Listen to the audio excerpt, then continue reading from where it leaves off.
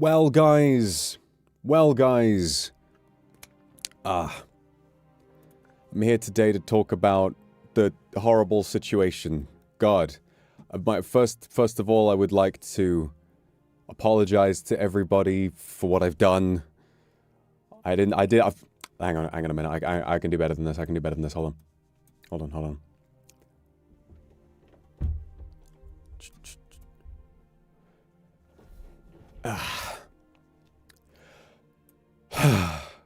I didn't want to have to make this video, guys.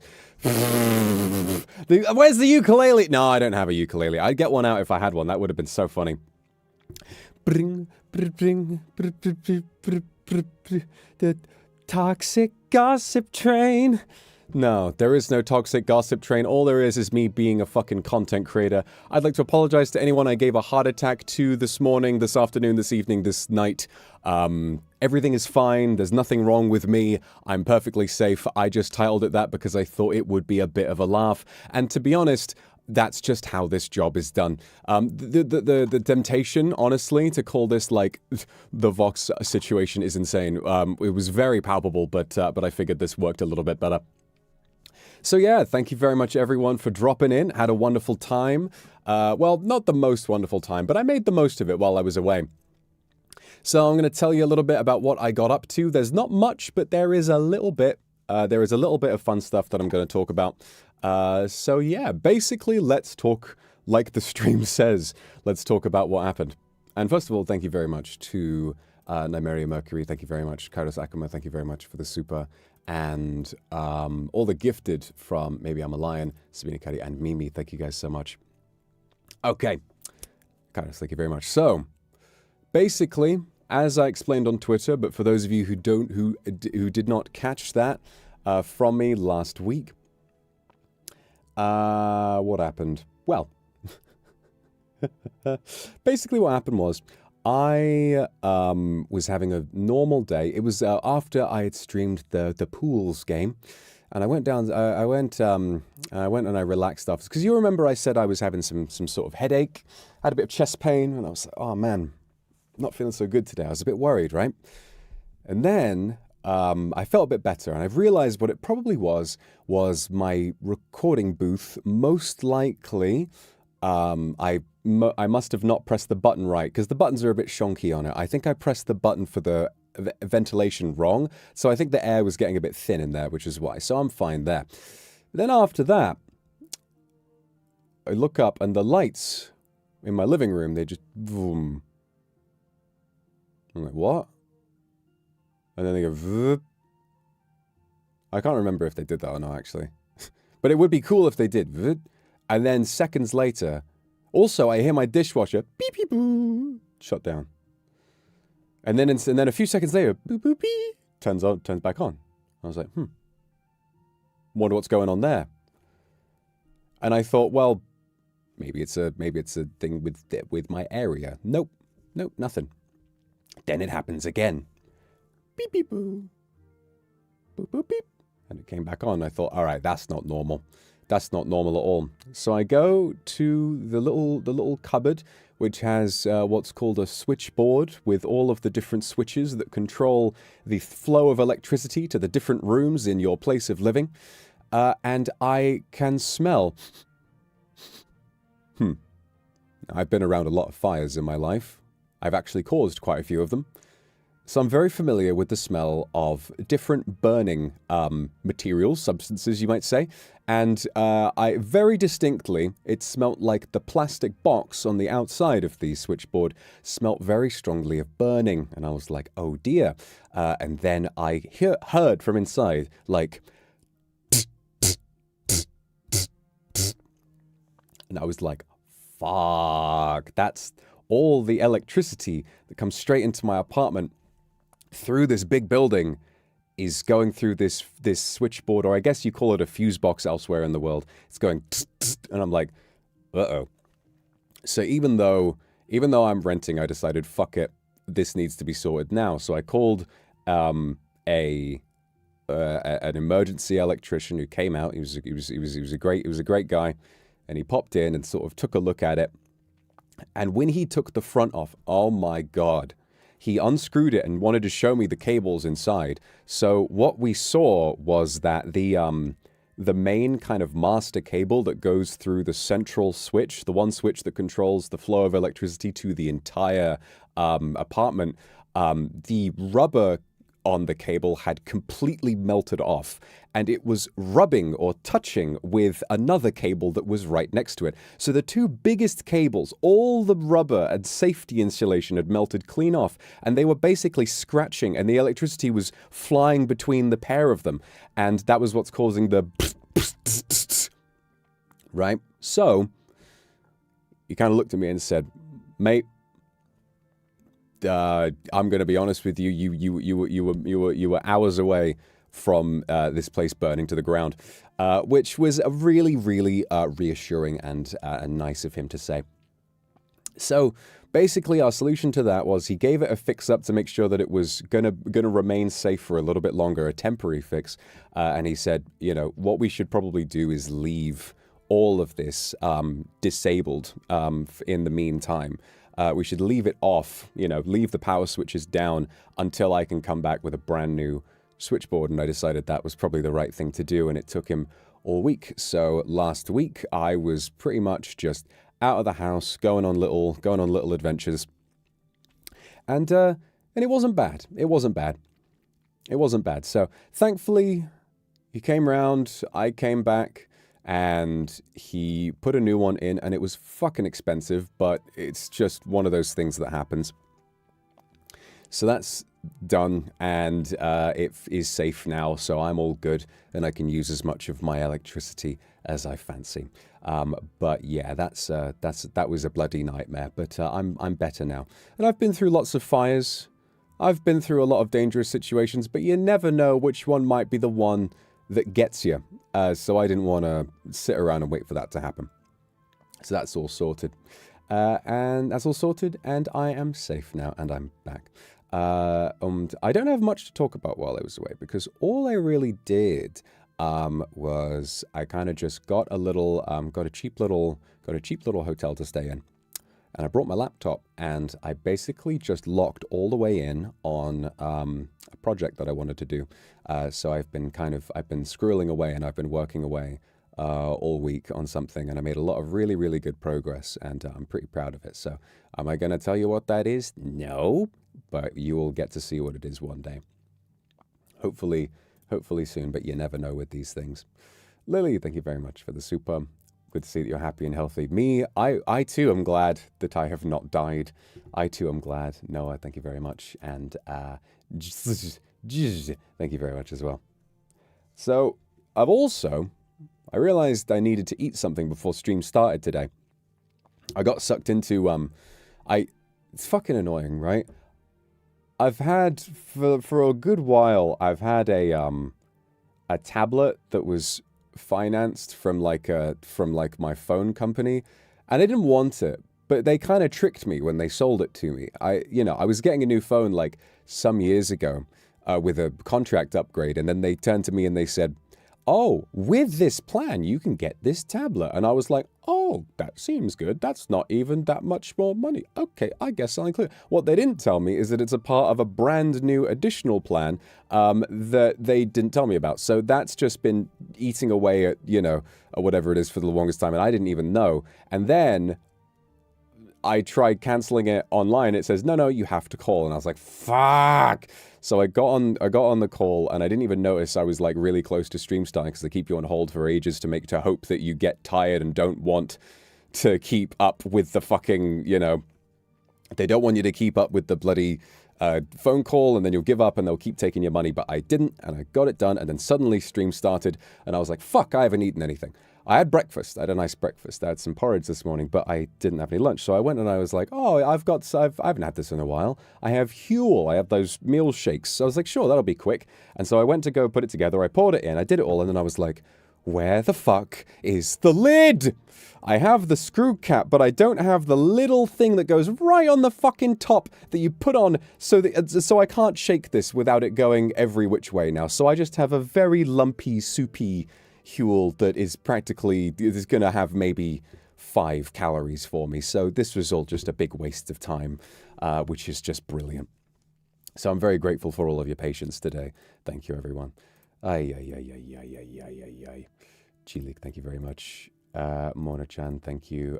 Endak, Mianya, Jenny, thank you very much. Congratulations, really proud of you. And Luna, thank you very much. Your poster got there.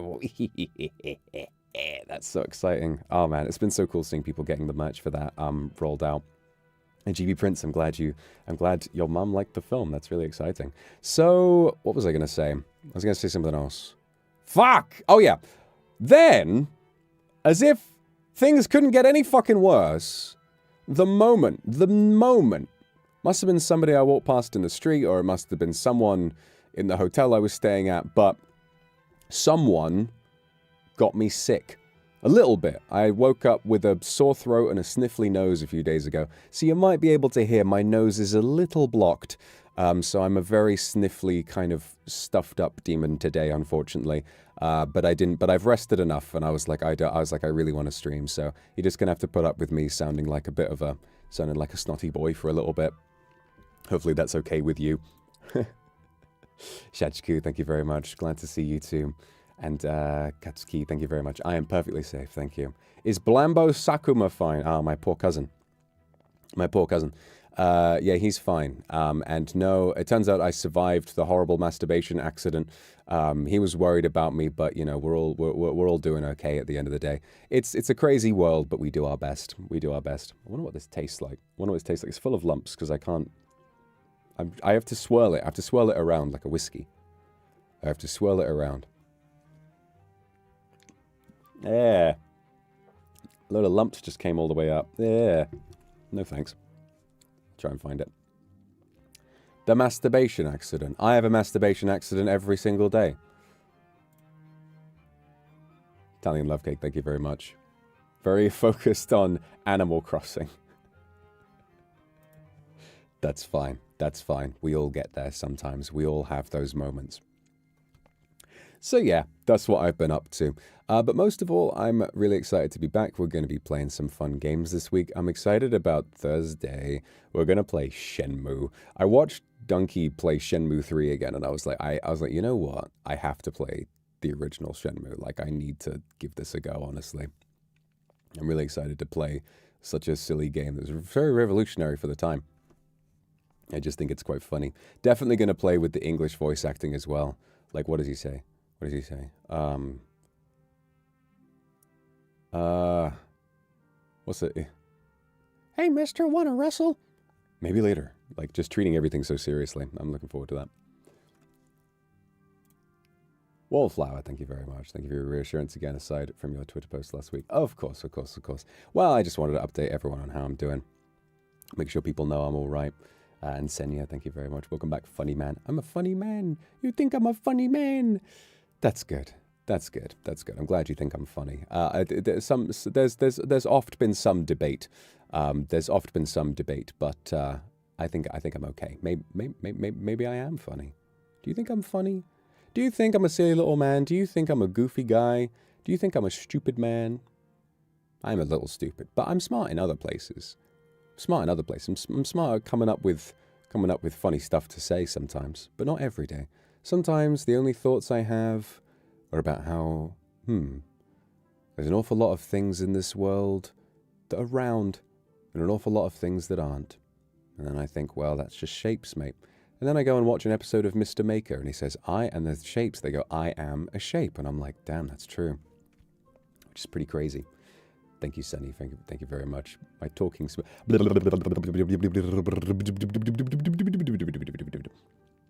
Your Purple Majesty, thank you. So happy I can catch you live. I'm happy that you could catch me live. I'm having a good time. So what is there to talk about today? I watched a film. I watched M. Night Shyamalan's Trap, which was very funny. I don't think I've really ever seen a film with...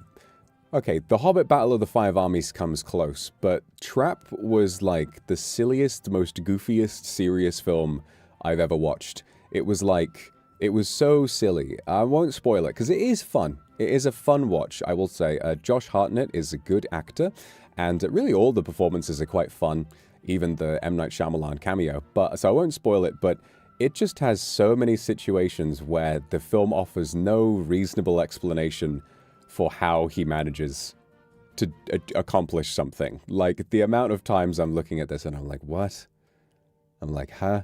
It's like you don't know how something happened, and I don't think M. Night Shyamalan knows either. So it's quite silly, quite cliche, quite predictable at times, but it is a fun watch. I did enjoy it, so that's the important part.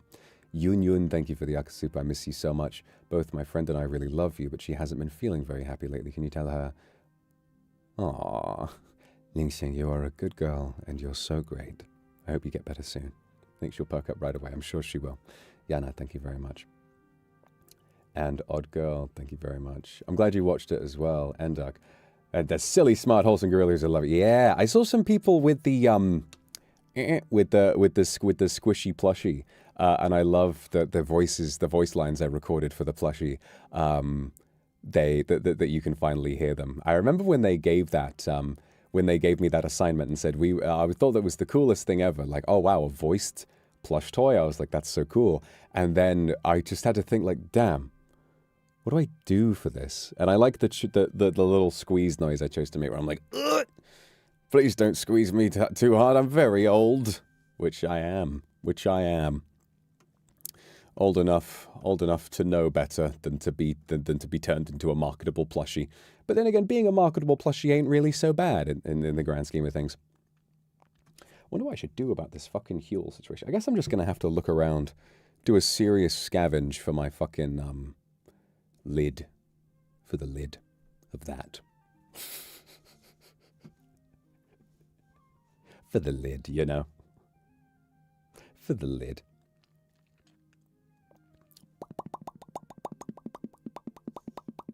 What else I've been doing? There's really not much else to talk about, because so much of my week was full of me working on stuff I'm not allowed to talk about.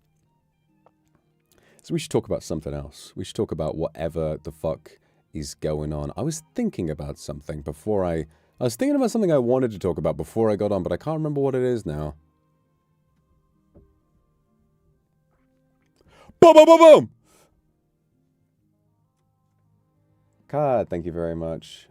Missed you too. I missed you too. Jesus. It's been a crazy time. It's been a crazy time online. There's been a lot of stuff happening. I can't remember what exactly has happened, but I've occasionally been glancing at social media, and it just seems like there's a lot happening. I don't know. It scares me. I just want to play my silly games and have fun with my favorite people. Is that so much to ask? I did watch Long Legs, yes. Now, that film was good. I really quite liked it. Eddie Lapo, I miss you too. Don't worry. I'm back now. Oh, yes, God, we have to talk about the cafe. Jesus. Okay. So, what we're going to do on Friday, I think? Yeah, Friday. We're going to be doing a stream where I go through the Collab cafe details in a little bit more detail. But I just have to say how lucky I feel to have been offered that opportunity. It came as a complete surprise to me. So one day, it was a long time. It was a long while ago. Many months ago, while I was on my break at the beginning of the year, I got a message from staff on Slack, and it basically just said, "Hi Vox, we wanted to let you know that we've managed to set up this collab for the Demon Hungers." And I was like, "What?" And they were like, "Yeah, so it's going to be a cafe project with all of this stuff going on, and we've got some drafts for the art." Well, I was like, "For the film I made?" It's not even the fact... See, that's what's so special about it. It's not even the fact that it's a cafe based on just me, which is fucking amazing in itself, and I feel so incredibly lucky to have been afforded that kind of an opportunity. But it's based on a film that I made. You know, that they took that much interest in a project of mine, and that is the central theme. And it serves as the basis and the inspiration for the menu items and the decoration. I sent Mane-san 4 different memes expressing shock It was like the one of Walter White going, oh, and the one of Patrick on the edge of the cliff in the SpongeBob movie going, and all of that kind of stuff. I was just blown away, and the artwork is brilliant. And I'll tell you something, right? So you'll notice obviously, because it's based on the Demon Hungers. All of the art is sort of celebrating that, that much bigger body of mine back when I grew up to fucking 7'2", tall as Shaquille O'Neal.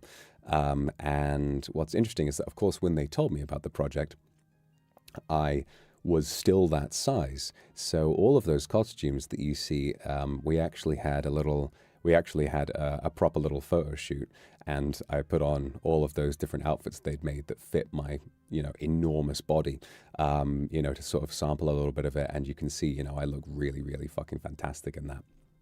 And I think I was really grateful for that experience, because it really got me to to learn to shed a little bit of the shame that I felt while I was still in that body. I felt a lot better about it, and I sort of felt, what, I'm fucking hot. Jesus, look at me.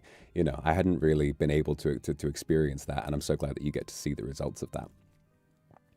And I'm sure at some point something is going to go wrong again, and I'm going to be that big again, or maybe bigger, maybe slightly smaller. I don't know, but my life is not gonna.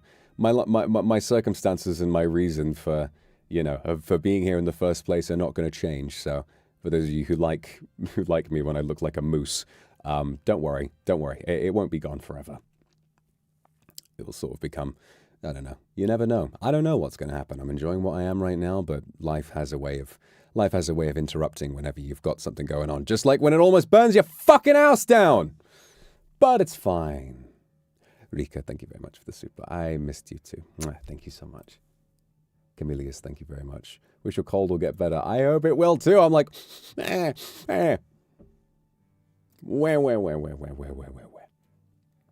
Yeti Lepo, I hope you enjoy going to the cafe. Kendra, thank you very much. I've been watching, Mad God, that sounds interesting. And Smee, thank you so much as well.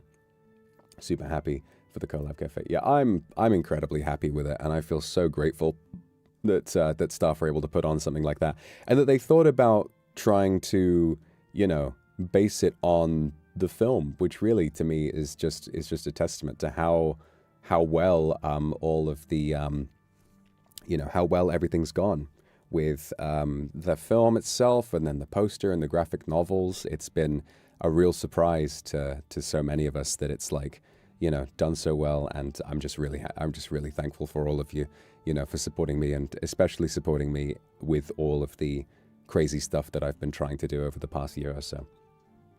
It's been mad, but I'm very happy about it. Foxyberry, thank you. Yes, the resale of the phone call VP. God, I need to, whenever they let us know that they're about to start reselling that, I need to tweet and market those kinds of things, but I'm glad you wound up re-listening to it. The phone call voice is very good. I can't wait for you to listen to the next voice pack I've cooked up. It's a pretty good one. Oh God, it's a really good one. I'm thinking about it now. I'm just remembering what I did for that. It's it's quite a lot. Mamimi, thank you very much. I'm looking. I hope you enjoy it, Damien. And you started film school today. Congratulations. You're gonna love it. Remember, I also went and I studied film, and I'm gonna give you the greatest piece of advice that a filmmaker can give. Right? I'm gonna give the greatest piece of advice that a film student can give. If you ask me I didn't graduate. I dropped out so I could be here, but I almost finished it. And as someone who did almost finish, the greatest piece of advice that I can give to anyone going into film, I've said this before and I'll say it again, is that you aren't shit yet. Okay? Everyone on the planet, or a lot of people anyway, will go to a film course, go to a film school, and they will go in. I imagine it's this way with a lot of other creative courses, but they will go in thinking, I am the next fucking Steven Spielberg. They'll say, I am going to be just like Stanley Kubrick. I'm going to be just like Quentin Tarantino, and they are not ready for my fucking gifts. They are not ready for what I'm going to give to the world. I need to remind you that at the age that typically people go to university, I went to university when I was very old, but at the age where people typically go to university, those very famous, very successful directors also made shit films. Quentin Tarantino, My Best Friend's Birthday, a film half of which was destroyed and that he has gone to great lengths to make sure that no one ever sees.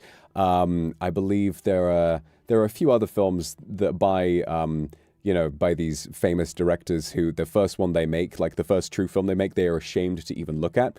You aren't shit yet. You're going there to learn and improve.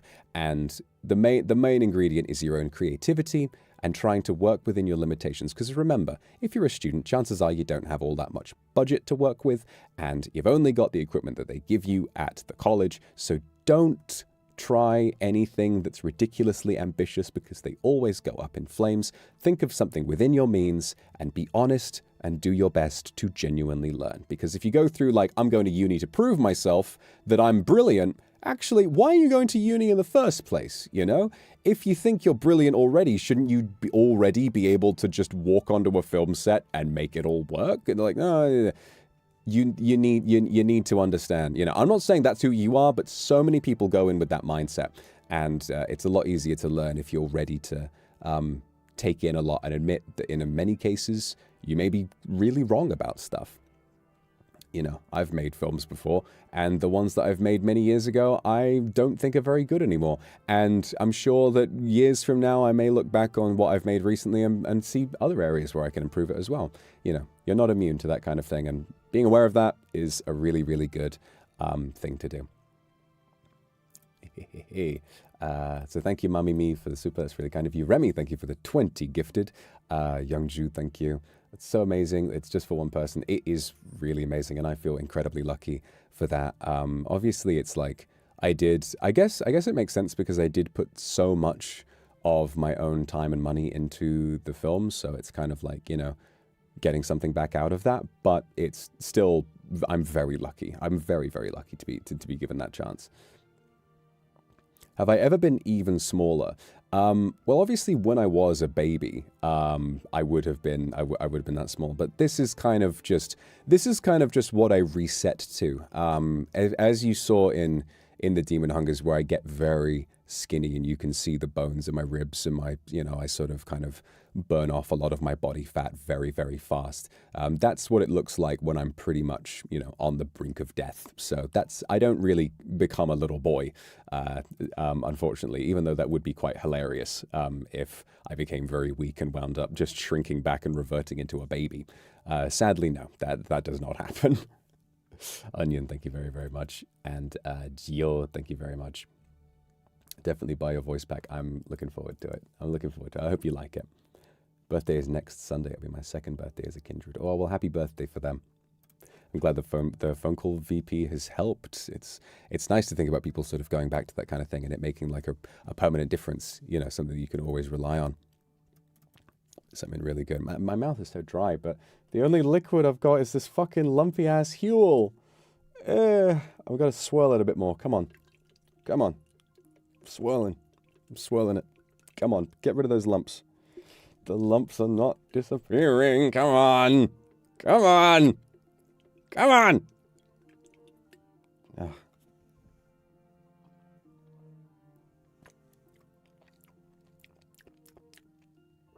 Blech. I don't have a spoon on me. It's got the little shaker thing in the middle. That's all right. Minotaur, yes, the songs, I'm still waiting on an update for that. I need to get back in touch with the typography artist that I commissioned. They might have been busy with something, but I'll get in touch with them and sort of ask for an update now that I'm back and I can sort of focus on that stuff again. Being, thank you so much for the super. Everybody, you think you're gonna trap me in the maze? I'm the Minotaur! And I was like, oh damn, they made Minotaur into a real thing. And how coincidental that I also wound up pronouncing it like that, even though people from my country pronounce it Minotaur. I don't know why. I got into the American pronunciation. I think I must have heard it somewhere for the first time since... I must have heard it somewhere and gotten the idea to title my 3D that, like, before... I don't know. And then before that, I hadn't heard the word Minotaur in a really, really, really long time, so it just kind of left my memory, and then I heard Minotaur pronounce that, and I was like, oh, I just kind of stuck. Fake British. I am real British. I have been living in this country for such a long time. I have watched as the cost of living has gone up exponentially. I've seen it happen. I was here during the Second World War. I was here during the miners' strike. I've seen it all. You cannot say that I'm not a real Brit. I have been everywhere. You shut your trap. You shut your mouth, mate. I will give you what for. Howdy, Shan. Thank you very much for the super. It's good to be back. Thank you so much. Okay, Tadaima and Tokito. Thank you very much. Kinds of Kindness is available on Disney Plus. Yes, I have seen Kinds of Kindness, and it's not as good as Poor Things, but I did like it. It gave a really interesting perspective on, you know, different forms of abuse, and I found it to be. It was very classic Yorgos, very like, you know, disturbing stuff. Very, you know, very very disturbing, very interesting, but also, you know, with a lot of real-world commentary that's really interesting to digest. Avis, thank you very much. 8 people from 4 countries are going to the cafe together. That's really, really exciting. Seriously, I hope you really enjoy the food. And all the drinks and the desserts and all of the lovely stuff they've got on the menu. That's an incredible thing as well, is what all the food looks like. I don't want to spoil anything, but I'm going to check what's on the official account right now. Yes, so they've shown today, they've got the black spaghetti, which is so cool, because what they're doing is with the food, they're trying to kind of represent the film's color palette, which is strong, contrasting blacks, whites, and reds. And so they're taking all of that, and they've made something that's very visually kind of exciting and provocative, right? And that's what I love about it. It's such a strange thing, because a Collab cafe normally is somewhere you just kind of go to relax and support your Oshis and get some cool merch. And you can do all of those things here. But by having really surreal, different looking food, I love the way that it's kind of able to remind, you know, a lot of what the film is actually about. You know, it's a very dark story. And by having, you know, food that looks aside from the norm, I think it brings a little bit of that feeling in its own unique way. I think you're going to really enjoy it. Yes, and the dessert. The demon waffle, they call it. The demon waffle. The demon waffle that is a waffle dessert treat designed after the time I was stabbed by Tokugawa Ieyasu and fell off of a cliff very nearly to my death. Amazing. Amazing that that's happening in my life. Amazing. If only I could travel back in time and speak to my old self. On that as I was slowly healing from my wounds in that cave, slowly returning to life, and regenerating my wounds. If only I could go there and say, hey, what just happened to you? All of that, they're going to turn it into a dessert. I wish I could have seen the fucking look on my face. And it's just another reminder that I need to learn not to take myself so seriously, you know? Like, yes, all of this is a ridiculous life that I've lived, and yes, all of it is fucking crazy, and yes, I have lots to be upset about, but goddamn, I need to just learn to laugh at things sometimes, and that is pretty fucking funny. You both, thank you for the Akasupa. Got my driving license yesterday. Want to be on my imaginary passenger seat. Yeah, I mean, I don't want to be a passenger princess, but, you know, if I got to go somewhere, then I guess we can figure something out. I miss you too. Thank you so much for the Akasupa. Coco Snow, thank you very much. I don't know what to say. I don't know what to say either. I'm just here. I didn't come in with a plan. I just wanted to chat to my favorite people on the planet. Surako, thank you very much. So happy to see you. Happy to see you too. So what else has been happening? So after the stuff got fixed, I wound up not being able to sleep. I had a work function to attend very, very late at night. It was about 3 a.m. for me that I needed to be there for something at work. And before that, my plan with these kinds of things, like with the Switch Sports tournament, or the Mario Kart tournament, my plan usually is to sleep early and wake up early for it. So I'll sleep at like 8 p.m. and then try to wake up at 3 a.m. and then have my breakfast then. But it sadly didn't work, and I couldn't sleep on that night, so I'd just been up all day. And I was super tired. But the nice thing about that, though, is that I'm awake when other people usually aren't. And so I wound up having a really, really nice chat with Vanta and Wilson and Luca and Aya and a load of other people on the Niji Discord who I haven't have a chance to chat to for a little while. And that was really nice. We discussed many interesting topics, the industry, the challenges presented by our line of work, which works of art have been released recently that we find most intellectually stimulating, you know, and also many ways in which we might be able to live the greatest lives we can as intellectuals. But in reality, we just talked about funny clips, and I sent them memes for a little while, but it was nice. And thank you very much. You need courage. Oh, beat the tide. Yes, exactly. No, don't worry about it. Don't worry about it. You need to. It's going to be so nice and relaxing when you get there. You're going to have such lovely food, and moreover, you know, even more than that, you'll probably get to meet a lot of kindred, and it's going to be really, really fun. I know that there's going to be a lot of Vox Akumas there, very big, tall ones. And I am terrifying, but you shouldn't be scared of me, okay? I wouldn't do that to you. I wouldn't do that to you. Lumos, thank you very much. Thank you for, watch VODs and then miss me more. The more you miss me, the happier you're going to be when I get back. Kazuna, thank you very much. Thank you so much. And Chrissy Neko made an improvised doll of me. Oh, I'm looking forward to seeing that. I'll keep an eye on Twitter. Hopefully I can see that later. When the Vox Akumas show up at the Vox Akuma Cafe. Couldn't be... What the hell? Vox Akuma pulling up to the Vox Akuma Cafe? Nah, no way. No way. Yeah. What if I'm there? Huh? What if I'm in there? Having a black spaghetti? What if I'm there having a demon waffle? What would you do? What would you do if you walked into the cafe and you saw me picking away at a demon waffle that is a very creative artistic depiction of me falling off a cliff? What would you do? Would you go up and say hi? Would you be too nervous? Would you, you know, take the little artwork on the top and like flick it off to kind of almost act out the event right in front of me who went through that? It's up to you. You know, you have the power. You have the power to decide whether or not I call the police based on your actions. This is like a telltale game. If you're mean to me, it'll say Vox will remember that, and then you walk outside and the police are waiting for you. It's gonna be mad.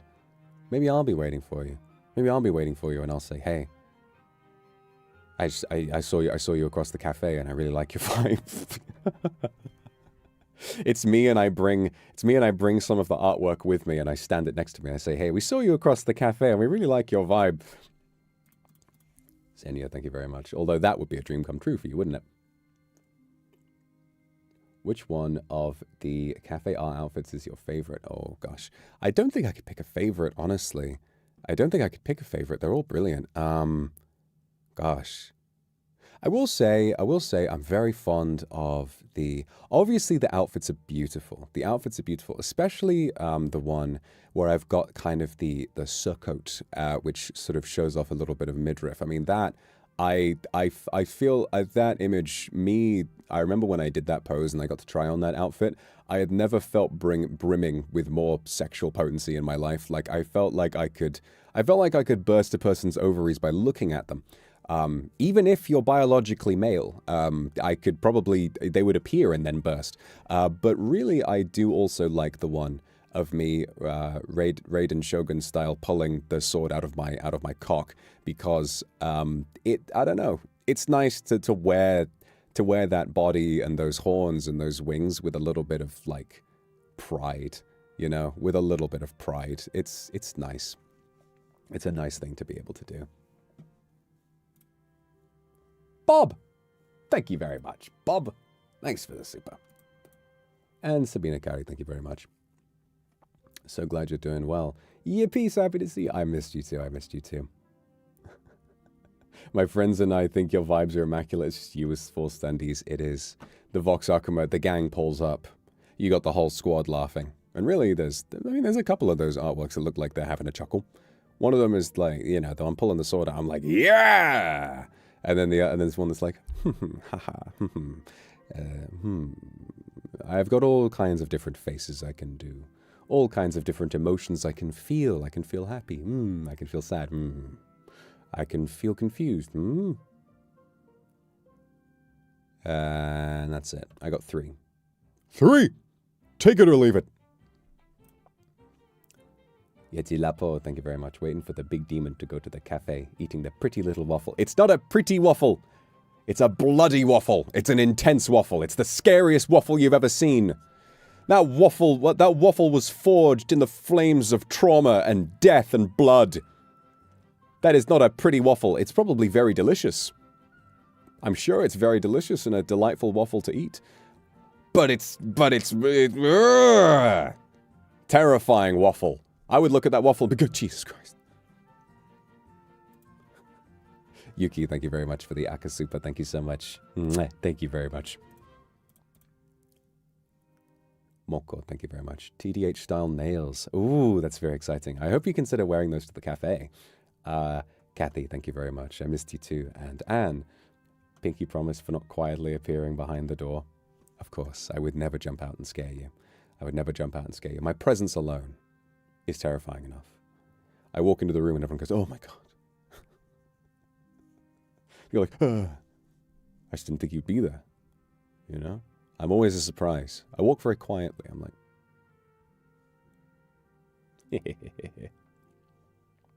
Goni, thank you. So excited to get the merch of Vox Akuma Cafe. The first time that we can buy a lot of random badges and cards and then get all Vox Akuma. No RNG required. If I'm your only Oshi, which I should be, then no need to worry about getting anything else. Every single thing you go for is all me, baby. And that's going to be pretty exciting. But which one is your favorite? You just got to make sure that you get them all. Odd Gardening. If pain is beauty, I must be the most beautiful man alive. Cello, yes, yes. I mean, it's nice not having the wings anymore because it makes me a lot more able to blend into polite society, but flying is fun. I'm not very good at it at the best of times, but when I am, it is a real blast. Literally, to blast off the ground at high enough speeds to break the sound barrier. And also to then be in the sky and not know quite where I'm going to land and have to figure it out as I go. I'm a very clumsy flyer, but I imagine if I ever had them long enough and practiced, I could probably get pretty good at it. Foxyberry, thank you. It's actually funny you mentioned bursting ovaries. You actually started ovulating, no joke. Nice. Okay. Okay. I wonder if there's some kind of medical application for that, you know? Like, perhaps, I'm not familiar, but I'm sure there is some kind of medical situation that makes it difficult for women to ovulate at certain times, you know. But then, this artwork offers telepathic stimulation of the ovaries. So, if you are perhaps infertile or something like that, maybe I'm the cure. Man, imagine that. Imagine that. I'm just waiting to get some kind of like a super chat or meet someone at a con meet and greet and they say, hi, I just wanted to let you know that the doctors had said I was completely infertile before I looked at artwork of you and now I am capable of having a child. And I'd be like, well, damn. I'd be like, well, damn. You never know. You never know. It would be nice. It would certainly be nice. Although I wouldn't worry. If that's what life is like for you and artwork of me doesn't fix it, then I'm sure you can live a wonderful life regardless. Avis, thank you very much. Me and 2 kindred planning on a spring trip. Would like to come with us. Book a 4-person room, put my puppet on the 4th bed. That is such an adorable idea. And I will definitely be there pretending that that's actually me, as though I get to finally hang out in person with some kindred, although, you know. Yeah, that sounds fun. Connie, thank you very much.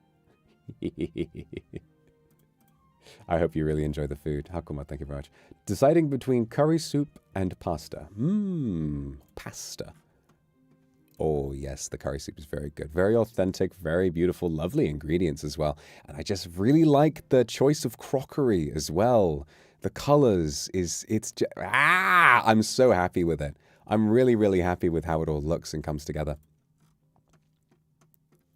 I really want to, like, go incognito but I don't know if I'd be able to be honest. I feel like that's a bit of a risk. I just really want to be able to. I feel like it'd be the most surreal thing to go to a cafe.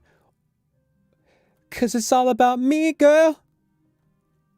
In the cafe. I don't know the other lyrics to that song. It's all about you, Vox. It's not my 16th birthday. I'm Boys Who Cry. What? I am Boys Who Cry. I need foreplay. Isak with the reveal, or is that Isaac? I'm not sure. With the reveal of the cafe, I imagine some dishes. Maybe it'll actually make them. Oh, so you're getting kind of creatively inspired. That's what it's all about. That's so exciting. Oh my God. Again, you know, you never know when you make something what else might come as a result of what you've made. And that's why it's the most beautiful thing in the world. I'm just so happy that I made this film with the help of so many amazing people. And then as a result of that, this cafe was made. And then as a result of that, someone else was inspired to make something new. It doesn't end. It doesn't end. So not only that, but remember, there are no original ideas anyway.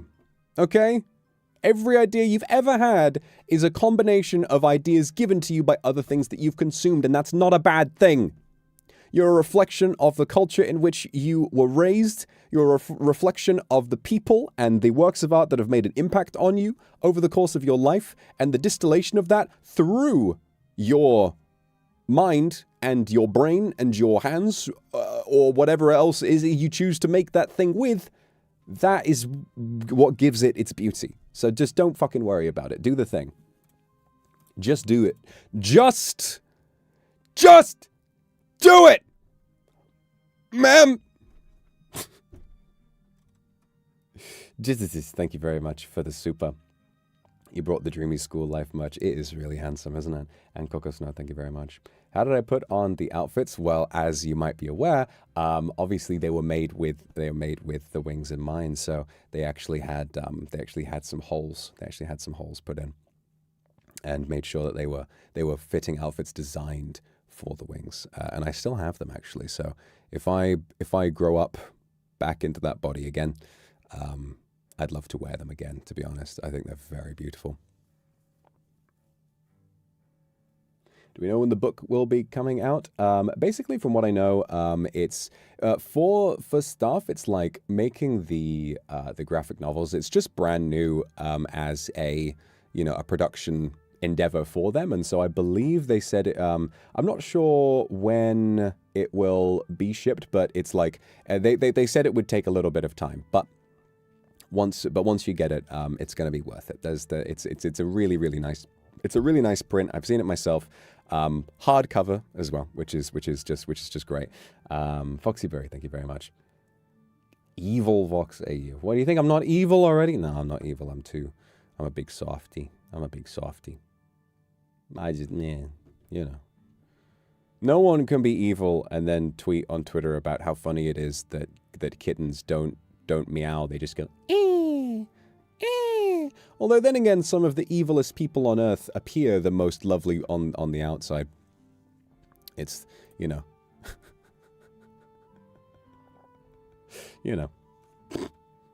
What's that thing? What's that thing that people say? I don't know. On the surface, you might meet this cute girl, and she shows you all of her plushies, all of her Hello Kitties, and the next thing you know, you're locked in her basement. So never, appearances can be deceiving.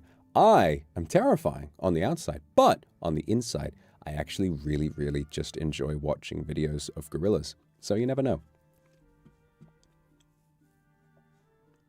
You never know, do you? When I'm driving my car, and I'm speeding down the road because my bro told me he finally he got a date with a he got a date with a Sanrio girlie. I'm like, don't do it. It's like the scene from the Batman when he's calling Alfred. He's like, Alfred, get out! But he's already too late. Mueco, thank you very much. Been busy for a while, haven't been able to watch the stream. Missed you terribly. I missed you too. I hope you really, really enjoy coming to the cafe. To be honest, Kairos, I'm not entirely sure about that in the ordering process. So if you want to know more, I would recommend giving staff an email. I'm sure they'll get back to you with some details about that. Eva Simone, thank you very much. A magical girl, magical girl Vox Akuma artwork. That would be crazy. That'd be crazy. Be kind of funny. I'm sure there'd be a market for it. I know you motherfuckers would like that. Oh yeah.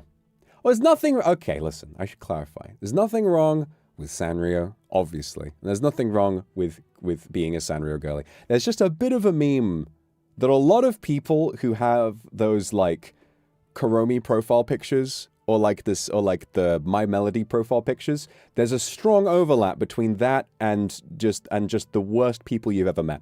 I have not actually dealt with these people personally. There's a Kuromi profile picture right now. I'm sure you're lovely. I'm sure you're lovely. It's not a permanent trend. It's just a meme I've seen, okay? And it made me chuckle, all right? I'm just going off of what I've read online. Please don't attack me for making fun of your interests, okay? You enjoy it. You enjoy it. I'm very sorry to the Kuromi profile picture who just hit me with the ellipsis. I hope you feel better after everything that's happened today. Oh, but go on, it is a bit funny. It's like I said, you gotta learn to laugh at yourself. Olivia, thank you very much. You shrink it to a pape and I'll carry you into the cafe in my pocket. No one will know it's me, sitting on the table, sipping the demon latte. No one will know it's me if I hide inside the puppet. Yes, if only I could shrink to that small. If only I could. Sanrio is very cute, and as it happens, I finally got sent the Vox Akuma Hello Kitty merch. Where is it? It's over here somewhere. I literally got it just a few days ago, so I've kind of like packed it up. I kind of just unboxed it, and I need to really clean this up. But in the corner of my studio right now, there's a big box of lovely merch sent to me by staff. There it is. Got the little Hello Kitty acrylic. God, I'm really cute there. Really, honestly, like I think on the Sanrio collab, the like me with the Hello Kitty ears is really cute, but I love the actual Hello Kitty with my makeup and my and the cloak and the sandals. Like it is just so adorable. I'm gonna set up that acrylic stand now. I really like it. Hold on.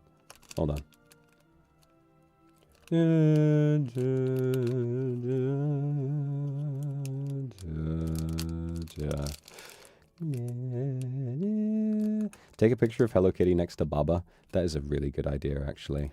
That is a really good idea. I haven't taken a picture with Baba in a long time. I should...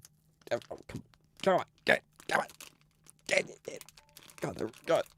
Such high-quality packaging. Make sure to order it now.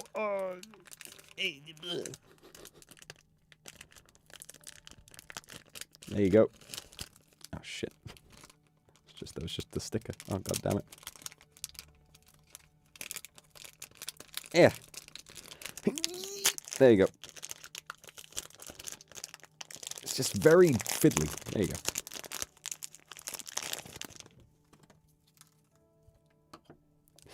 NIJISANJI ENX Sanrio characters. Fox Akuma. That's so funny. That's so cool. I'm a little Hello Kitty. I'm a little baby bear. Meow. Acrylic stand. Hell yeah. She wasn't lying. That stand can acrylic. Yeah. Yeah. Yeah. There we go. That's in the stand. All right. Put that on my desk right behind my microphone. Yeah. Yeah, so I can always look at it and be like, damn, I really am cute, aren't I? Yeah. It doesn't matter how many people you kill. Doesn't matter how many people you kill. If you just act silly on the internet, everybody's going to think you're adorable. Ain't life crazy that way? Yue, thank you very much for the super. Sneakily listening to your stream at work. Oh, naughty. I'm sad I can't go to the cafe, but I'm happy for the kindred who can. Yeah. I mean, you never know. Maybe you'll get a chance to. Maybe there'll be something else you can do, but I'm glad that you're supportive regardless. I love you too. And Neko-chan, thank you very much for the Akasupa. Congratulations on the Collaboration Cafe. Planning to go every day. Every day! Having so much fun, I can't wait. Which goods should you take with you? I don't know, actually. I would, obviously, you got to take the pape. You got to, because that's the tradition. You got to take the pape with you. But yeah, honestly, just maybe some of your favorites. I think what might be a nice idea is to bring, because I imagine if you've got other pieces of merch, what you could do is just bring the pape and then whichever one is your favorite, and you could kind of, I imagine obviously there will be lots of other kindred there to meet up with. So I imagine if other people decide to bring their favorite piece of merch, maybe that can be a little conversation starter, like, oh, you've got this one, I really like that one as well. Oh, well, I like this one because of blah blah blah blah blah, and then that can kind of bring that up. Diva, thank you very much. Received your big lottery plush. Oh, I love that. I've loved seeing some tweets with that. People have really taken to that plush, to the big plush. You know, the really floppy one that looks so cute. A lot of people have really taken to that plush. A lot of people have been putting that plush in some very, very cute, very feminine outfits. And I just want to say I support whatever you choose to do, eh? I support whatever makes you happy. Pinch, yes, go ahead. Go and pinch his cheeks, okay? Thank you. Thank you so much. Also, I saw someone in chat say, what will you do in Mexico? I don't have plans to go to Mexico in the near future. But it would be interesting, wouldn't it? It would be interesting to have a, you know, collab cafe in Japan, China first. Okay. Next step, Mexico. We're gonna bring Latin America all of the Vox Akuma merch, all of it. I feel so sorry. For Brazilian kindred who can't go on Twitter anymore. It's a real fucking nightmare. It's just a disaster that whole thing happened. But you never know. Maybe we can bring the Collab Cafe to Brazil. Also, this is just me wildly saying stuff, okay? This is not confirmation of anything that staff will be able to do. Just to clarify, okay? I'm not making statements about it. But can you imagine, you know, bringing a Vox Akuma care package?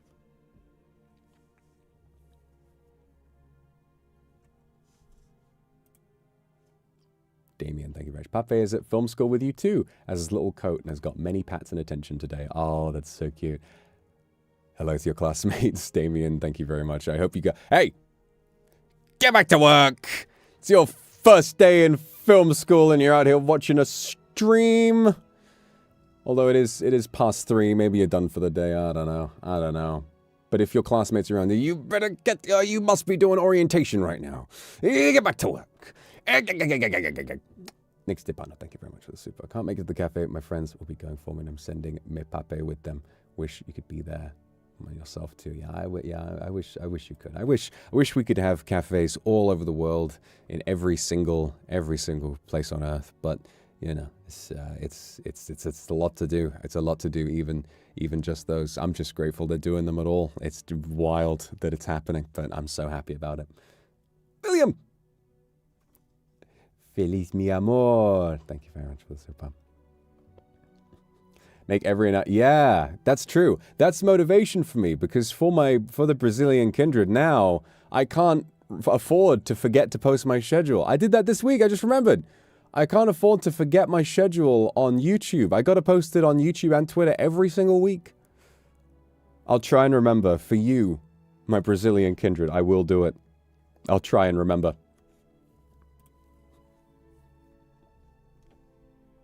I'll do it for you. Minty Marinara, thank you very much. Have all the Hello Kitty and Niji plushies, and I think there's a little adhesive flap on the bottom to make it easy to open. Oh. Well, a little too late for me. I unfortunately brute forced it open with my incredible strength. But I'll remember that if I want to get the other boys' out. I don't know, do I have the other boys' ones? I might do. Sometimes they sell me, staff send me all the Luxiem ones, and sometimes they send me just my stuff, but Bolgang, thank you very much. What food would I like to try at a Collab cafe? Well, if I was to go to my own, I love the look of or really the main course. Oh God, I can't answer that question, and I'm telling you, this isn't even. I know it sounds like it. This isn't even a marketing bit. Okay, looking at the menu for my Collab cafe, I actually think it all looks really good. Like I can't even lie. I genuinely really would like to try it all. I'm a big fan of the curry. The curry looks lovely, especially the way it's set out. But also that spaghetti is so like visually arresting. I have to know like what it tastes like and everything. It's just so exciting. I really do want to try it all, genuinely. God, thank you very much.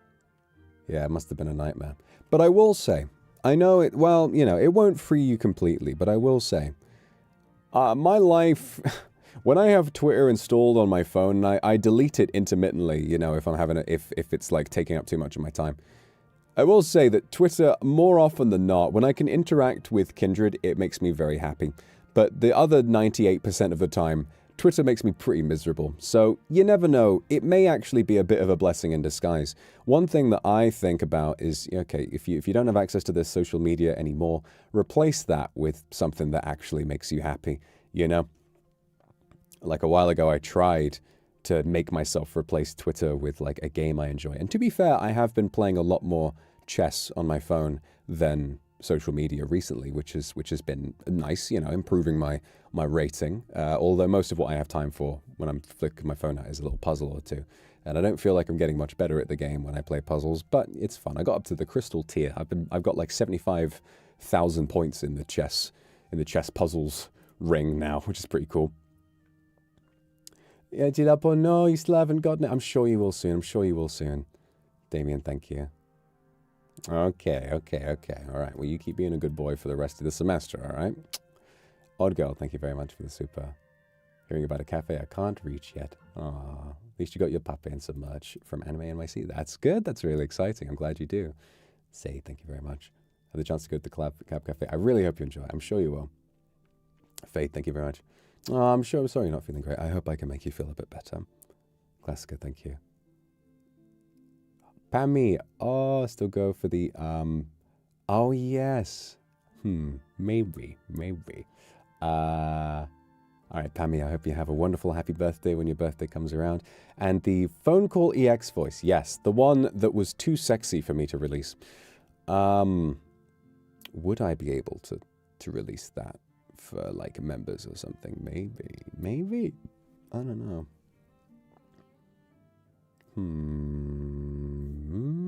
Maybe. I'll ask. I'll see. And I'll think about it. It might be fun. It's a relic. It's a relic of the sexual content of the past, you know, because it was recorded back then. So, you know, it was recorded, at least I think it was. It was recorded back then. So, you know, it's not like I'm kind of breaking my fast or anything. Maybe. 5058, thank you very much for the super. Not the cafe opening, the moment I left China. Ah, that's unfortunate, but I hope you enjoyed your time there. Aoi, thank you very much for the super. Okaeri, tadaima, good to see you again. And Sunny, thank you very much. I sound more like a giant kitty, even more small and adorable. Yes. When I'm really big, I'm more like one of those. I'm more like a big cat. I'm more like a tiger. More like a tiger than a little cat. But yeah, I'm like a, what do they call it? A Maine Coon? Yeah, I'm like a meow. Respectfully on my knees. Yeah, you will be. If I decide to.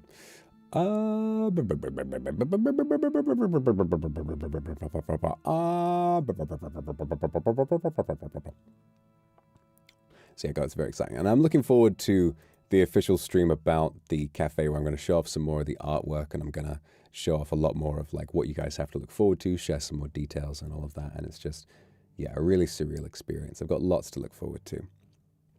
Lots and lots to look forward to. And so do you. So do you. It's kind of crazy, right? Because I've been thinking about this recently. I've definitely, you know, in the grand scheme of things, I've definitely streamed overall less than I used to. But I don't feel like I'm working any less hard. And I think that's because I'm involved in so much stuff that's going on. And it's so much stuff that you've got to look forward to. There's always stuff that's being worked on and stuff that's being gotten ready. And I think maybe it's just a sign that I'm kind of, you know, as I've been, you know, a member of NIJISANJI for longer, the amount of things that I've signed up to do has kind of grown over time. And so now we're at a time where there's always fun stuff going on in the background. And I really enjoy it. I really enjoy it all. But I just, yeah, I'm looking forward for you all to see it. And yeah, what I was working on while I was away, it's like a very far off idea that, I'm trying to be vague right now, a very far off idea that I don't know if I'll actually even get the chance to do, but if I do, fingers crossed, it'll be very, very cool. That's all I'm going to say about that. And I'm not, no, not telling you anything else. None. Nothing more than that. Nothing else. You ask me these questions. You ask me what's going on. I tell you nothing. I'm sat in my chair with a blocked nose. Just one hint, okay. Hey, that was it. That was a long dead, that was a phrase that actually tells you exactly what it is, but it's from a long dead language exclusively spoken in the 8th circle of hell. So unfortunately, you're not going to be able to decipher that unless you know some other demons yourself. But, you know, they tend not to be the most cooperative. Yeah.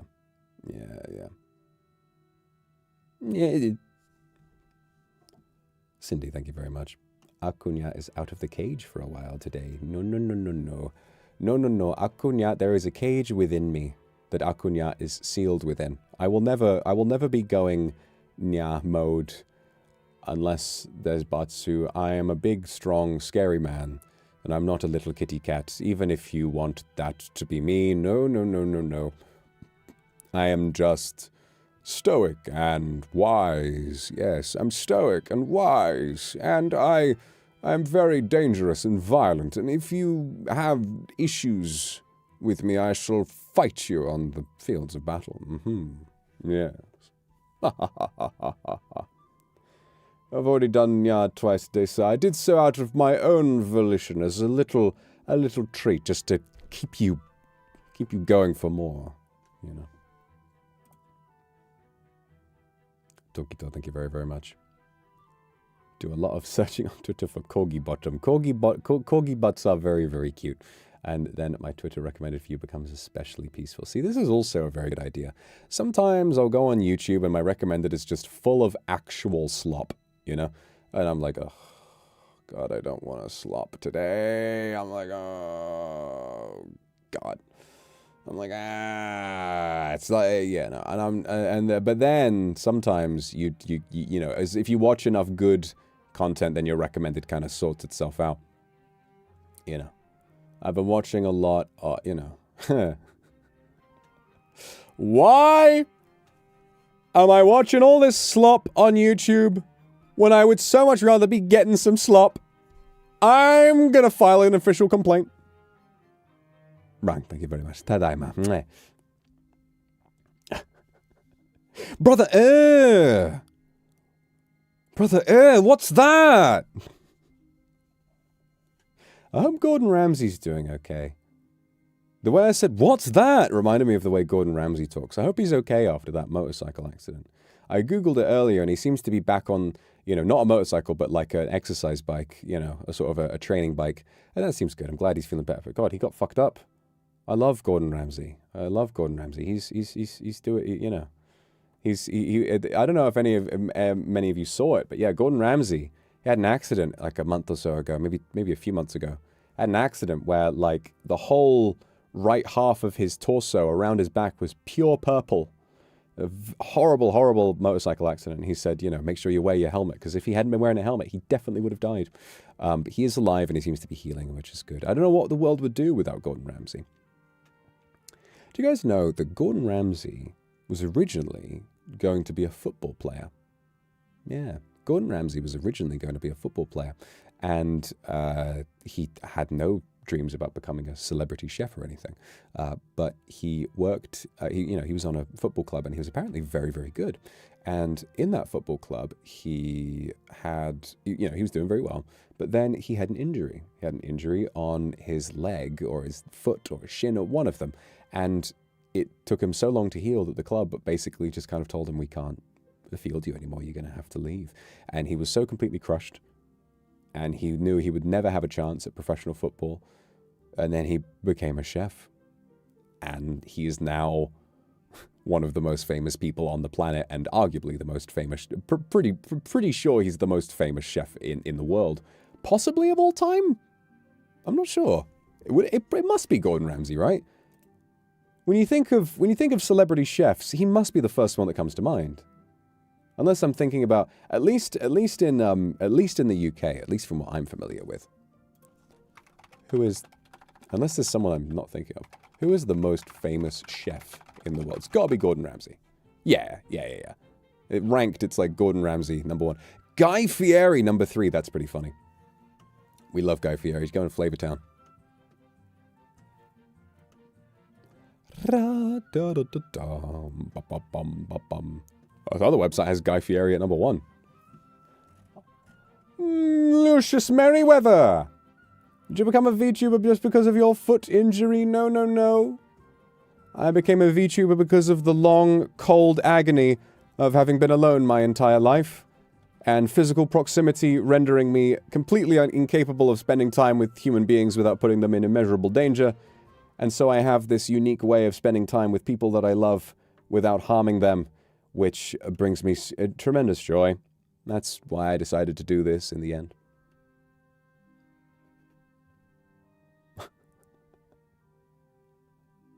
Can't eat people over the internet. It is very true. It's very true. So all of you, completely safe. Completely safe. Don't worry about me. Unless you live in the UK. If you live in the UK, it's a non-zero chance you might run afoul of me. So just, watch your back. Olivia, thank you for the Akasupa. Thank you so much. If I squeeze this life-size Gorilla Vox plush on stream right now, what would he sound like? Is there any unused line for that cute talking plush? Welcome back from Electric Hell. Electric Hell sounds like a death metal song. What do I sound like if I squeeze myself? I can squeeze myself as hard as I can. It's a pretty accurate noise, honestly. That's pretty much what I sound like when I squeeze myself. Yeah. That's what I sound like when I squeeze. I'm like,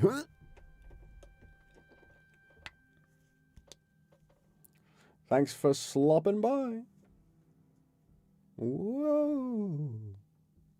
Ah, hell no, they got SpongeBob giving him some slop in front of everybody. Be gentle. I'm not gonna shatter my own ribs. Okay, I was gonna squeeze myself hard, but not that hard. Give me your nipples back. I lost my nipples in the war. I lost my nipples. I don't have any. No, I do. It's just, there's rules about these kinds of things, There's rules about these kinds of things. They needed to, when I got my beautiful Big Daddy Samurai outfit, they needed to use that fancy NIJISANJI technology to airbrush out my nipples, because otherwise YouTube might have had a field day with, demonetizing me. And I'd like to be able to wear that outfit and also do my job. You know, this does pay my bills after all. I love doing it, but it's you know, it's a lot of work to do for free. Olivia, it sounds like you're fighting for your life. I'm fighting for my.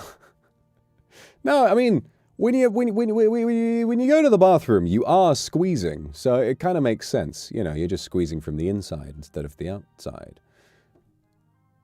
Favorite British slang? I think I've talked about this before. I love Bob's your uncle. I love all Cockney rhyming slang. Oh, it's a bit nippy, innit? Oh, it's a bit nippy out. Oh, mate, it's a bit nippy out there, isn't it? Yeah, Bob's your uncle is pretty good. To be honest, Bob's your uncle is so, like, drilled into my mind. I kind of forgot it was even just a British thing. I thought everybody said that for a long time. Yeah. I didn't even notice, you know, the fact that, like, other English speakers from other countries don't say Bob's your uncle.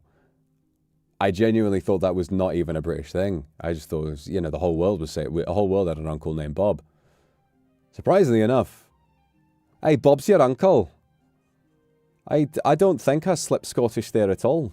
But, you know. What if I started one stream, right? What if I started one stream and I spoke in a completely different accent the entire time? I didn't make comment on it. And whenever anyone brought that up, I'd be like, what the fuck are you talking about? I'd be like, what are you talking about? And then I do the whole stream in that accent. I think after a while I might forget. After a while I might forget and just start using my normal voice again. But, you know, then I would correct it. And what I'd be able to do then, I'd be able to gaslight you. I'd be able to gaslight you into thinking that I'm, you know, that I never actually did that, and I'd make you think you were going crazy. I've actually, you know, the Vox Mandela effect, right? That's what they call it, the Mandela effect.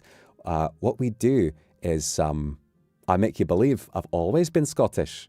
Yeah, I'd make you believe that I've always been Scottish, and then you'd be really surprised. Look at the state of you. Aye, Moira, I've been on the protein. Aye, they always look at you like, oh, you've been big, ain't you? As if Tiwi Babby is going to say, aye, Moira, I've been on the protein. Thanks, David Tennant. David Tennant's got a much more soft-spoken Scottish accent than that. It's a desert rain frog. He's terribly cute, although this is a cry of rage. I'm the doctor. You know, it's all wibbly-wobbly, timey-wimey stuff.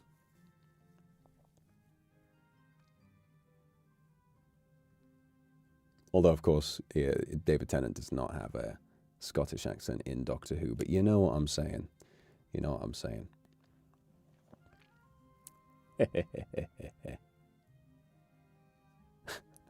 Shrek. Aye, what a lot of Shrek RP. Of course, the first Scottish person you think of is Shrek.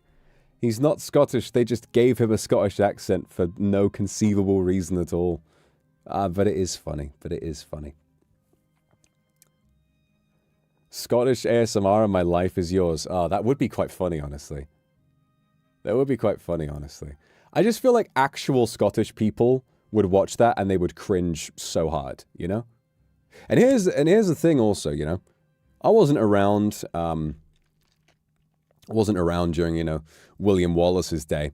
But I almost feel like if I was another English speaker, if I was from America, if I was American and I did a Scottish accent, I think it'd be fine. But doing it as a British person, remember England, mainland England, tried to occupy Scotland back in like I can't remember when that was. It's like the 12th century or something like that. So Scottish people have a unique reason to hate English mainlanders, you know? But it would be funny. I mean, I don't know. It doesn't go that deep. It was a very long time ago. Very few still live who are alive to remember that time.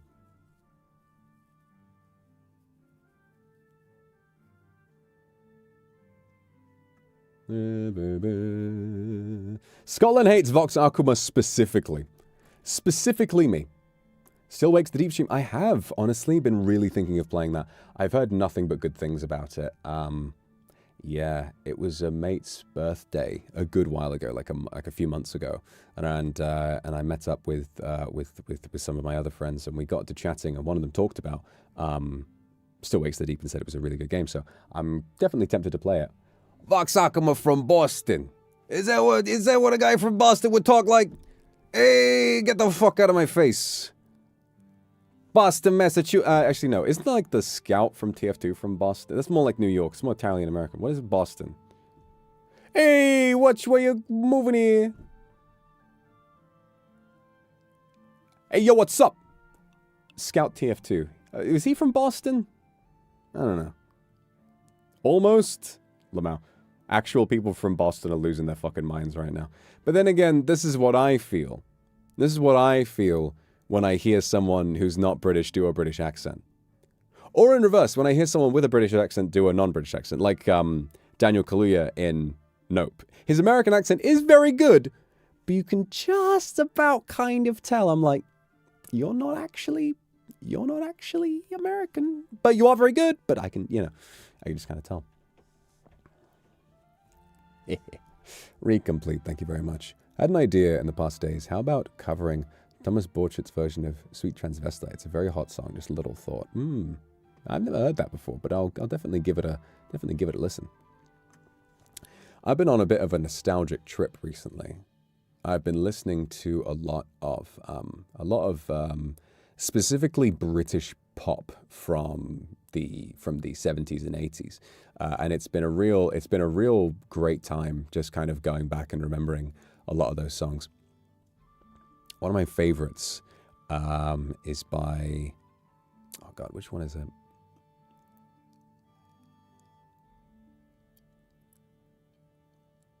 One of my favorites is it's got to be Everybody Wants to Rule the World by Tears for Fears. And I listened to that song when it came out. I listened to that song when it was released. So it's been very strange for me to have heard that and to have been like, oh yeah, Very funny also that the 80s was what's known, and you got to bear in mind, this is really funny. At the time, right, during the 80s, there was this, British pop was very, very popular, not just in the UK, but worldwide. It was Everybody Wants to Rule the World. You had Love Will Tear Us Apart. You had fucking Last Christmas, I Gave You My Heart. How much more popular, that was Wham, right? So British pop was incredibly popular. And this happened in both the 60s with obviously the Beatles and in the 80s as well. And because British pop became so, yeah, Wham is British, it's George Michael. But in the 60s and in the 80s, British music was so successful overseas that there was a name for it. They called it the British Invasion. Which I guess, for the time, I imagine there was a lot more humor in that. But it's quite funny that that's like the official term for that period in music history. The 60s, you had Beatlemania, but there was so much music from the 60s that was so popular, it was the British invasion of, British music invading the rest of the world. And then in the 80s as well, a lot of that music, Tears for Fears and so on, was also incredibly popular overseas. And that was called the Second British Invasion, which I just think is so funny. I would love it if that term was coined by non-British people. People who are like annoyed that British music was getting so popular. It's like, it's the fucking Brits again. Although from what I'm aware of, at least in America, whenever I've been to America, they love British people. Or at least when they get to talk to you, they're like, oh, I love your accent. I love your accent. And I'm just like, yeah, I know. Yeah.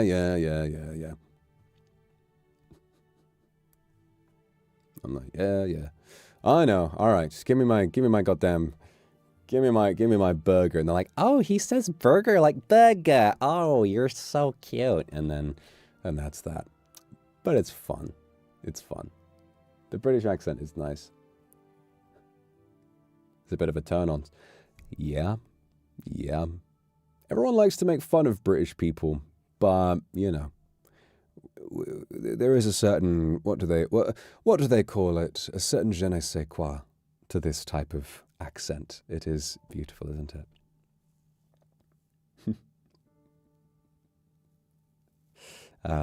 It's quite funny. It's quite funny because, you know, at different times I've sort of had, you know, because Britain as a nation has so many different regional accents.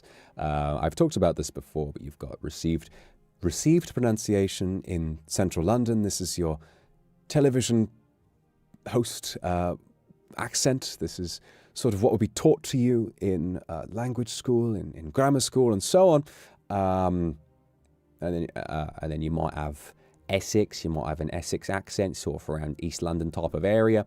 You might have West Country, which is from sort of Bristol type area, you know, and it varies a lot. And throughout my life, I've kind of picked up the quirks of lots of those accents, right? I guess, yeah, a lot of people oversee the correct term is received pronunciation, but I imagine many of you outside of the British Isles may call it the BBC accent, which is not entirely inaccurate. A lot of the BBC presenters do speak in such a manner when presenting the news. Do I have a favorite accent? Not really. Not really. It's difficult to choose because each one, you know, comes with its own. I remember that. I don't know if it's still true, but I remember a while ago a Birmingham accent, or what we would call a Brummie accent. Birmingham accents were voted the least attractive accent on earth, which is very funny. I feel terrible for the people up in Birmingham. I've just woken up in a fucking steaming mood, yeah, because I live in a shithole. Birmingham, I hate the fucking place. Danny G, God bless Danny G. Get him out of there. What's wrong with a country twang? What's wrong with a country twang, eh? Huh? What's wrong with it? What's wrong with it? Huh? Yeah. Hell yeah, brother. Gonna take my horse down to the city. You know, I've not, you know, you know, it's been a while since I've been on horseback since I tried. That was so goofy. I was like, gonna take my horse, and I started doing a steering wheel motion with my hands as though I was driving a car. Literally, I have not been on horseback in such a long time. Fuck, I have to get back to that. I used to be quite good. I used to be quite good at that when I was in America for a while. You had to be good at riding a horse. That was your only option. God, Brokeback Mountain was such a good film. Brokeback Mountain made me so emotional. Horses made me think of that. As opposed to the ultimate horse-type film, Minotaur, which you should stream for free on YouTube right now.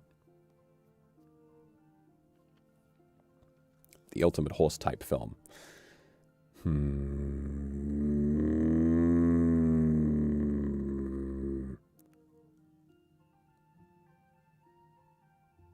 Did I have a cowboy accent when I was in Arizona? Of course I did.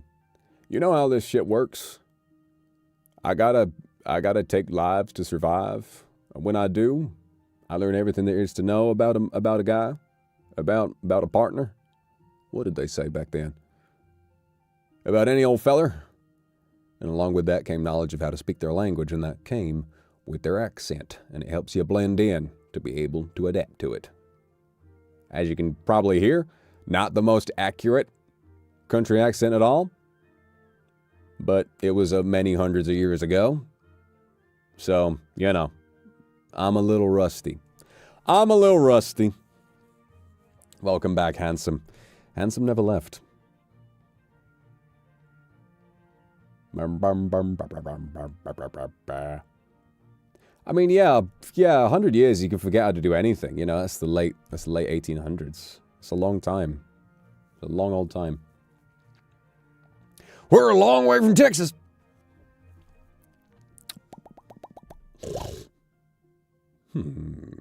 Say moose and squirrel.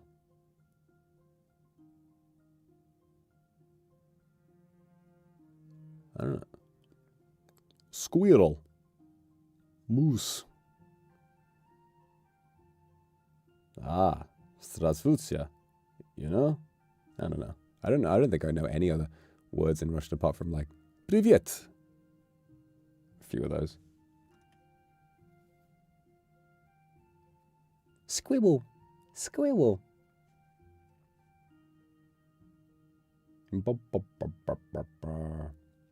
Any fictional languages that I know? Sadly, no. Although, God, it reminds me, because I remember I spoke about this a little while ago. I love Tolkien so much, and I've never actually read...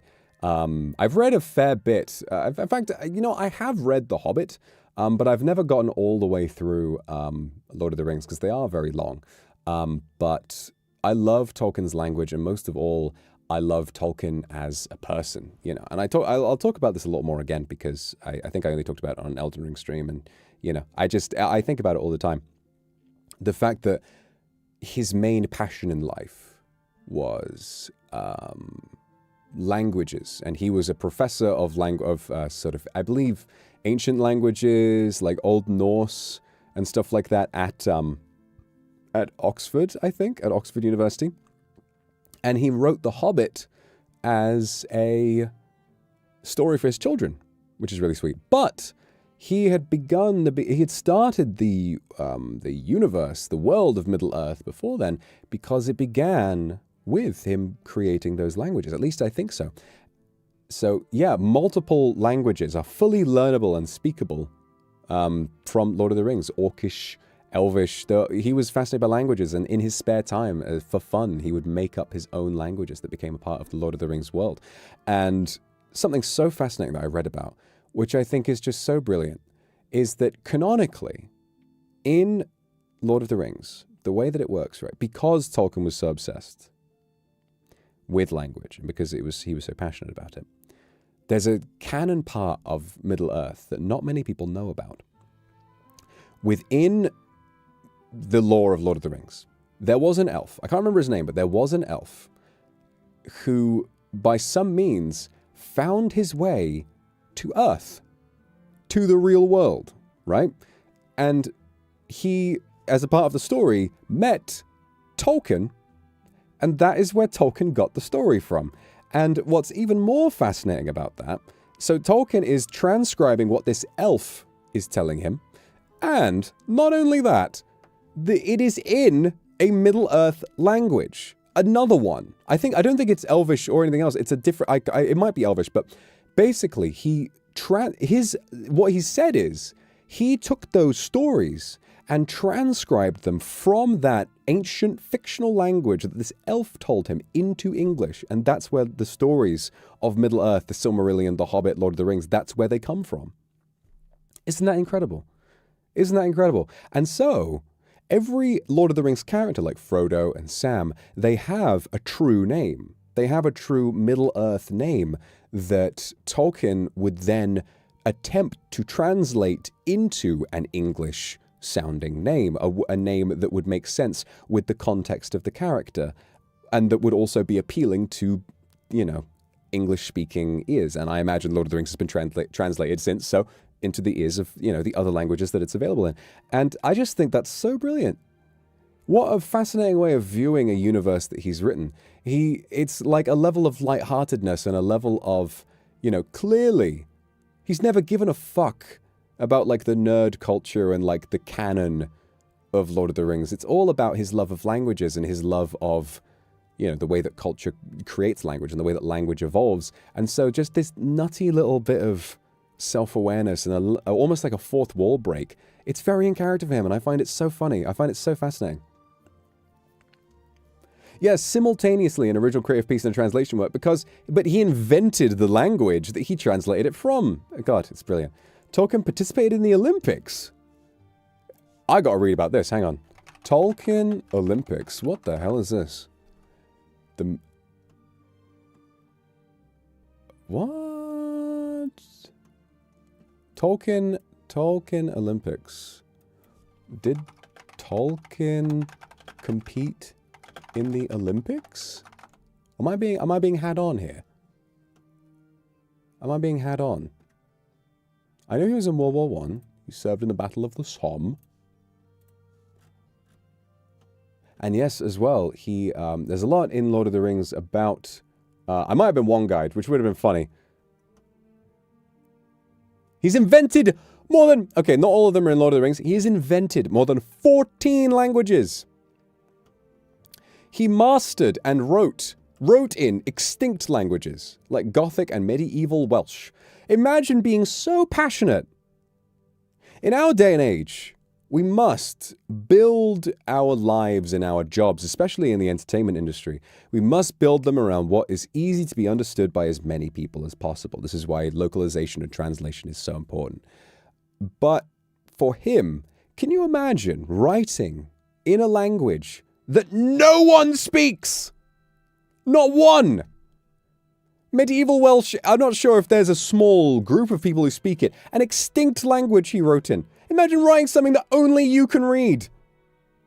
Amazing, amazing. That passion is brilliant. Gigi, thank you very much. Planning to travel to Saudi Arabia. I am not, but I do love the food from Saudi Arabia, so I'm sure it would be really nice if I got a chance to go. In his mind, Sam was the real hero. Well, yeah, that's a pretty good view. It's debatable. You know, it's a fun conversation to have. Yeah, I think I might have been one guide. I can't find anything about him competing in the Olympics. Oh well. Oh well.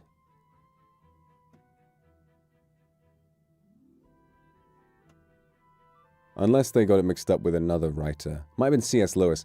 C.S. Lewis and Tolkien were very good friends. C.S. Lewis and Tolkien were very, very good friends. C.S. Lewis, of course, you will recognize from the legendary classic film Minotaur, where a C.S. Lewis quote marks the opening of the story. Yeah, classic film. Definitely should be in the running for an Oscar this year. You know, just going to wait for the nominations. You know, going to be there. I'm kidding. But, yeah, you know, maybe one day. I don't know. I don't feel like it's a good idea to base your passions around winning awards, you know? It's like wanting to be a YouTuber so that you can be famous. It's just never going to have the right amount of... You're never going to be in it for the right reason, you know? Like, a lot of people, I mean a lot of people will get into, you know, content creation is a big one because what you wind up doing is... well, a lot of people will wind up doing, is they will kind of view it less as, oh, I am passionate about creating content, about making streams, about doing videos and stuff. A lot of people will not really have that passion, but they'll see how you can get famous for playing video games, you know? And it just sort of becomes like, oh, I've got to be able to do that. But then I think this kind of acts as a bit of a self, you know, a kind of a block on it because...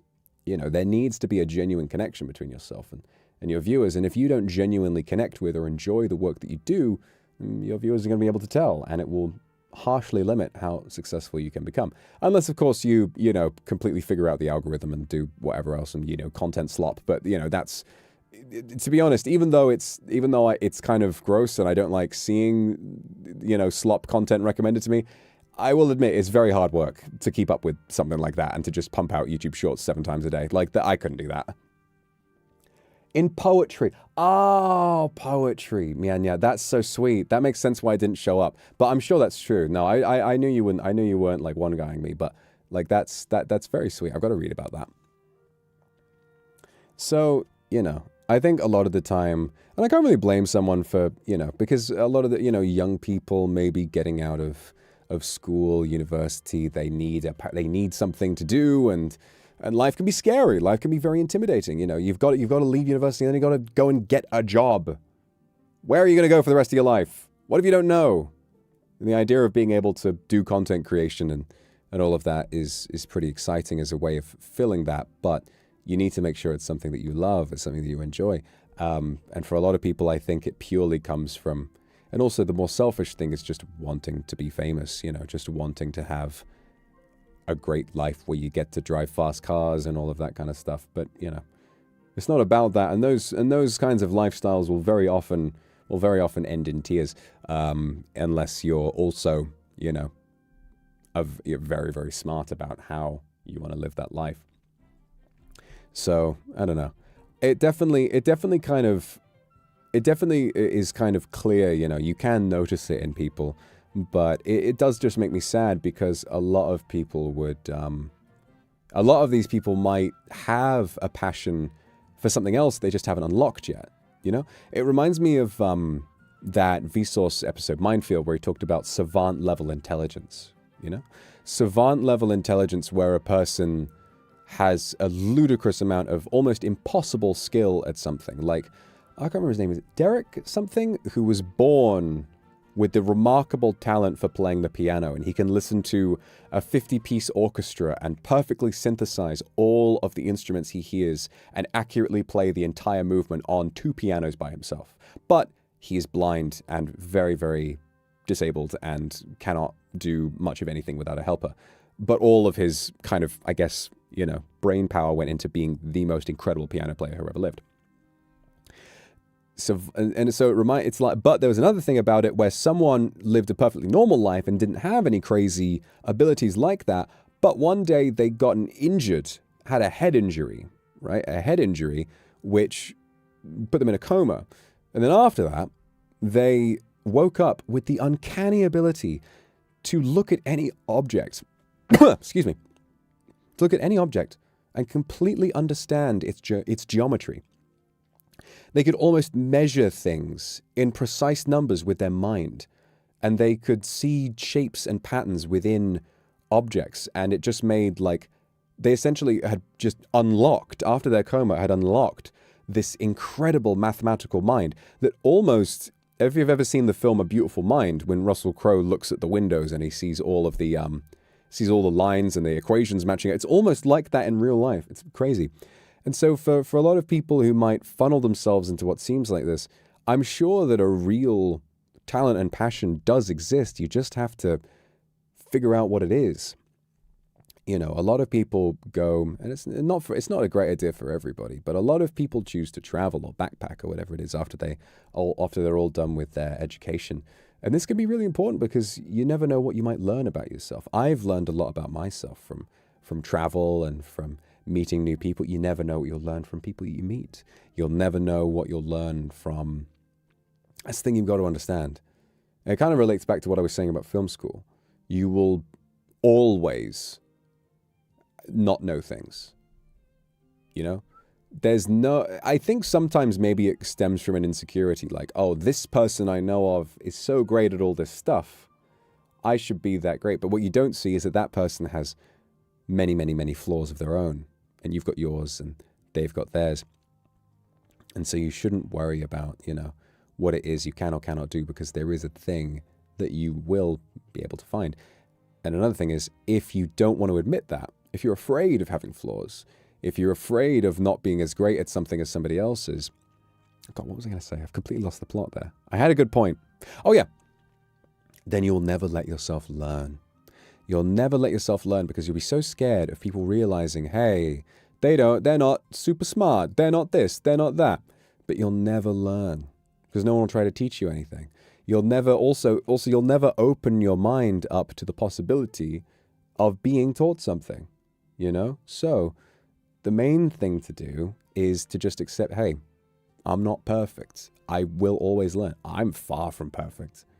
I have so much that I need to learn. I have so much that needs to go on. I have so much that I could be proven wrong about. But because I'm aware of that, it means that if, you know, one of my favorite things that I've learned to do is that whenever I read it happens, you got to do this on social media, right? If you use social media, you must try to do this. When you're scrolling Twitter or whatever it is, you will see headlines that sound ridiculous and you'll believe them and you won't read the article. All of you do this. I'm telling you right now, I don't care if you say you don't, you do. If you use social media, you do this. I do it too, okay? So often I have had times where I have just internalized a headline and I've just believed it. And it's been complete fucking rubbish. Complete clickbait. But I've believed it because I just saw it. And we are fed so much content all the time that we don't have the space or the time to verify everything we read. So I'm just scrolling, blah, blah, blah, blah, blah. Oh, thing about this, blah, blah, blah. Oh, shit, that's crazy. And then keep scrolling. Then I've had it where later on, I'll read something that says, no, that was bullshit. Or I'll actually read the article. Or I'll talk about it with a friend and they'll say, that actually isn't true. And I'll be like, what? But the main thing, the moment that you are corrected on it, the moment that you realize that it's like, oh, you had the wrong idea, don't fucking argue about it. Don't suddenly get defensive about like, wait, what are you talking about? No. you always, I don't care how morally brilliant or on the right path you are or how conscious you are, you absolutely have the potential to be extremely wrong about everything at all times.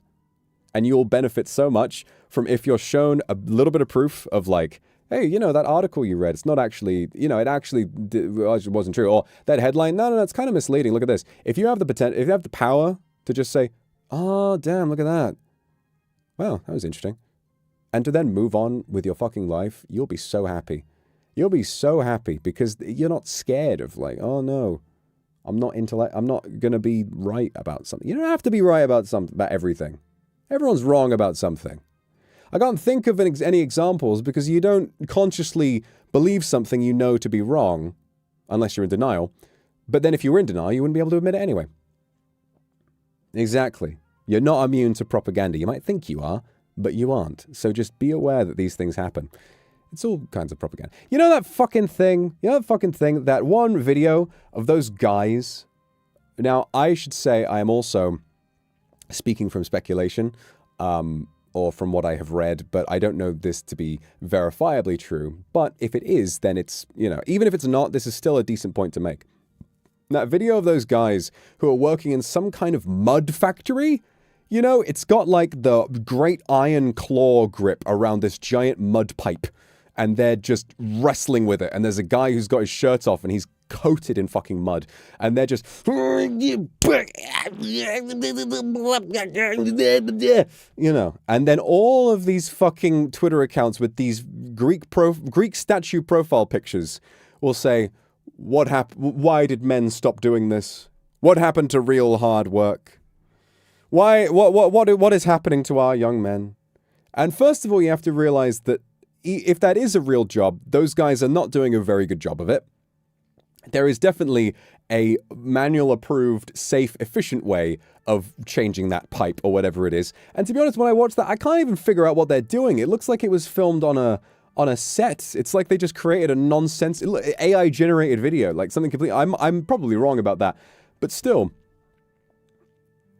it's then kind of taken, you know, as a little bit of propaganda. Suddenly, can you think about that right for a second? How many men, impressionable young men, young boys, teenage boys, and also impressionable men are going to look at that and think, oh man, yeah, I need to work harder.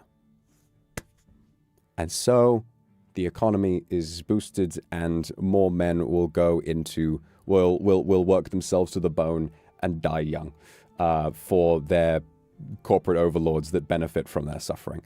It all plays in, you know, even if it's not intentional, even if the people running those fucking culture man Greek statue profile picture, even if they're not aware of it, they are contributing to it. It's just a machine that exists on its own, you know. Even if the people on the very top might not be fully, they're probably aware how it works. They may not have even designed it like that, but that is how it works.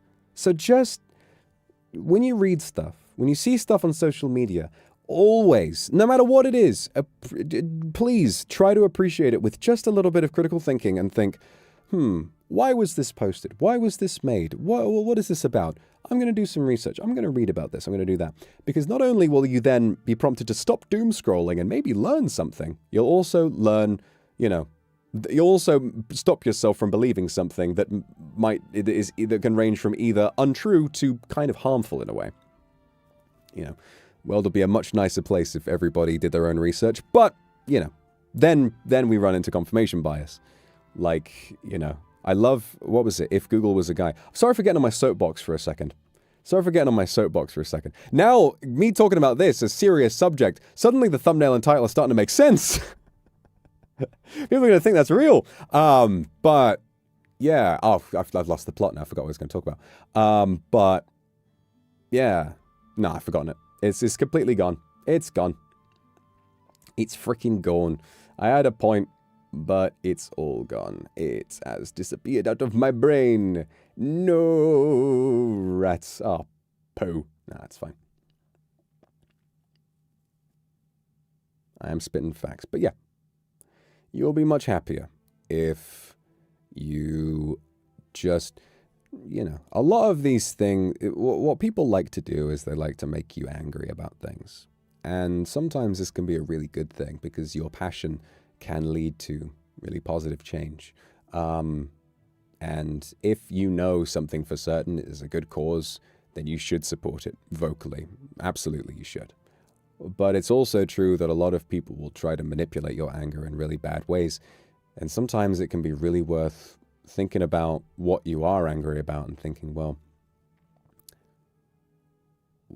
you know, maybe I should check this for myself, actually. I wonder what this is. Google was a guy. Confirmation bias. That was it. There's a scene where this lady asked, do vaccines cause autism? And then this guy was like, and then Google is like, I have 1 million results saying they don't and one that says they do. And she picks up the piece of paper and says, I knew it. There was a time. There was a time where a lot of people, it wasn't like just a fringe anti-vax movement. A lot of people believed that vaccines caused autism and they refused to give their children flu jabs. And a lot of children got the flu and died. It was a very, very bad. And you know where that came from? One fucking guy. One guy said that vaccines cause autism. And then the panic. I don't blame people for, you know, not wanting, you know, for being manipulated by that, you know. It depends, obviously. It depends so much on what the story is. It depends on what it is. If you've done your research and you know that you're passionate about the right thing, then you should be passionate about it. Absolutely. But be aware of the fact that you can be manipulated is the only thing, you know. And a lot of these issues that you're told to be upset about, not all, bear in mind what I'm saying. Some issues that you are vocal about are very important and you should be vocal about them, okay? Do not twist my fucking words, okay? But there is also a lot of other stuff that, you know, boils down to a lot of misinformation, creating a lot of anger that doesn't need to exist. So, yeah, you'll be happier in that way if you can do your own research and separate yourself a little bit from the issues that you're angry about and remember, well, why am I letting this occupy so much space in my mind? Why am I doing this when I can, you know, just be focusing on myself and being happy and doing things in my own life that I know will make me happy? You know, why that? Don't get personally attached to it. If you're proven to be wrong, your reaction should be, oh, interesting. I didn't know. Instead of, no, I don't come, what the fuck? No, I was wrong. If that's your reaction to being told anything that you believe is wrong, then you definitely need to come down a bit, you know, and just reevaluate. Wallflower, thank you very much. Yeah, we're not perfect. Everybody does shit, you know. Lisha, traveling in Singapore, might miss some streams, try to catch up. Well, I hope you have a lovely time. Hope you have a lovely time. Bada bing, bada boom, bada bam. And, Gio, thank you very much for the super. As you head to bed. I hope you have a lovely, lovely sleep. Hope you have a lovely sleep. Thought something happened. Something did happen. Guys, the Rizzler has come in and he has brought a chainsaw and it runs silently. And he is so quick, he sawed off both my legs. I am bleeding to death. And I didn't notice until right then, and I went, BAP! I am bleeding to death, and it is going to be a terrible night for me, ladies and gentlemen. Yep. Schedule's cancelled. I gotta go to the hospital before I bleed to death. God damn you, Rizzler. Oh, he's out of here now. You see, he's too fast. He's got those boots he's got. He's got those boots that make him go really quick. Ooh. Now, it's original Hargreaves, yes. Umbrella Academy is good. I'm glad you're liking it. Should I not remind you of Pogo? Should I not remind you of Pogo, who is the very posh, well-spoken chimpanzee from Umbrella Academy? I'm Pogo, okay? Lollipop from the for the super. Thank you very much for the super. Warm nagging, of course. I trust you. We're all good people, okay? You're all good people and you want to do the right thing. You just gotta think for yourself and remember that there are some nasty people out there who want you to believe a certain way, do a certain thing because it will make them lots of money. I love Pogo. I think I might have talked about this on stream before, but when I watched Umbrella Academy, the funniest part of that was the amount of times in season 1 when Pogo would appear in a scene as though he had been there the entire time. Like, every one of these characters is a person, some of them with slightly different physical traits, you know. Pogo is a chimpanzee in a smoking jacket who talks in a very soft-spoken, Well-spoken voice. Hello, everyone. My name is Pogo. And there were so many scenes where two characters would be having a conversation, like shot, reverse shot, you know, like shot, reverse shot, where one character's like, yes, I think we should do this. And the other character's like, cut to the opposite angle. Yes, I should do this. Suddenly, it cuts on another reverse angle to Pogo. It was never established that he was in the room. It cuts as though he has been a part of this chimpanzee has been part of the conversation the whole time. Suddenly he's there and he's like, oh yes, I too am in this episode. It's like the guy from House. So I always thought that was funny. Enkidu, thank you so much for the super. Welcome back. Tomorrow's my birthday. Please sing the birthday song for me. Happy birthday to you. Happy birthday to you. Happy birthday, dear Enkidu. Happy birthday to you. Don't worry about it. I hope you have a wonderful birthday. Goku Snow, thank you so much. May you very interested to chase the topic of your Ooh, that's so cool. I've influenced you. I hope you get a great mark on your dissertation. That's very exciting. Chilik, thank you. The real voice demon. You really touched my heart, of course. And I'll keep doing it. I'm gonna prod at it. I can reach through. I'll reach through. I'll poke through like Sandra Nova. Poke through your skin. Touch your.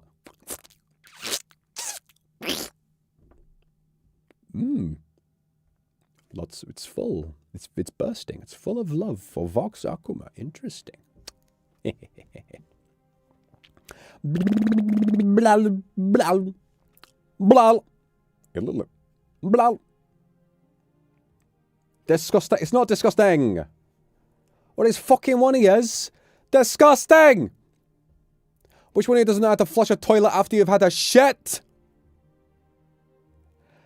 Disgusting! Thank you very much. Says Yap feels so much. Genuinely very insightful. Yeah, see, thank you so much for the super. It means a lot. It means a lot. I don't know.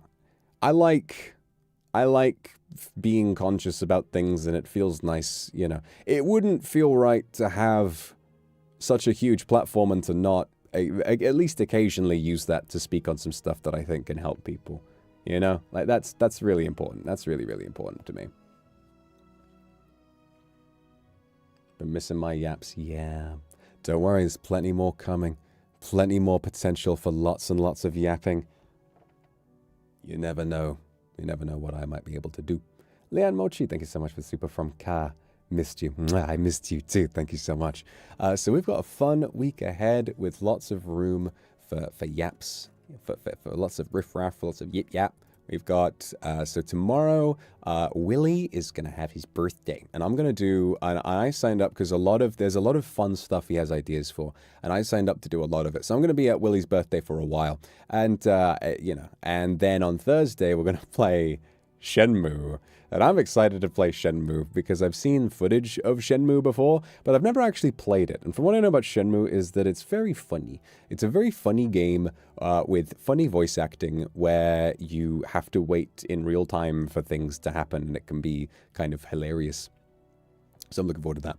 And then, of course, I'm going to play Crime Scene Cleaner after we do a proper talk about the Collab Cafe stream, which I was given a heads up from staff. It was TBD when I made my schedule, but they have since informed me that it will be at 7 p.m. JST on that day, on the Friday, which is, what is that? It's 11 a.m. for me in the jolly old land of England. That's pretty sick. Logma. Luca Kaneshiro. Logmo. What does that mean, boss man? What you on about? What you on about, boss man? Logmo. Brother man, I need to know. Came in. This man has not been in my stream chat. I'm trying to think about the last time he would have been here. Ligma without the I. Ah. Well, surely Ligma without the I would just be Ligma. Ligma.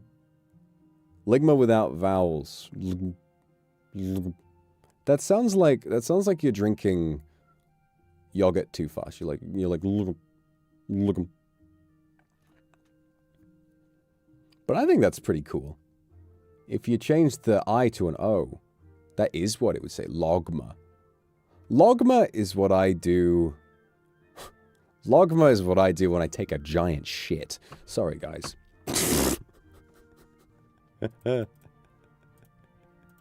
Tee hee hoo hoo ha ha. Or.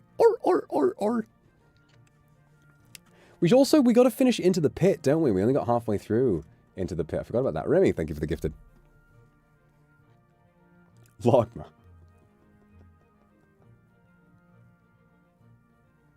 Why am I like this? Because... funny!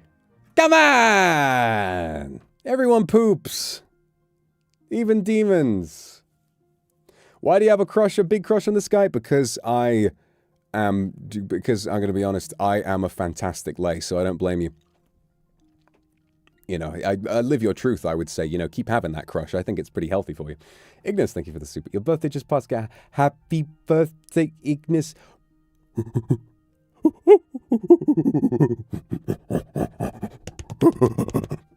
That's happy birthday and how a gorilla would do it. Happy birthday, Ignis.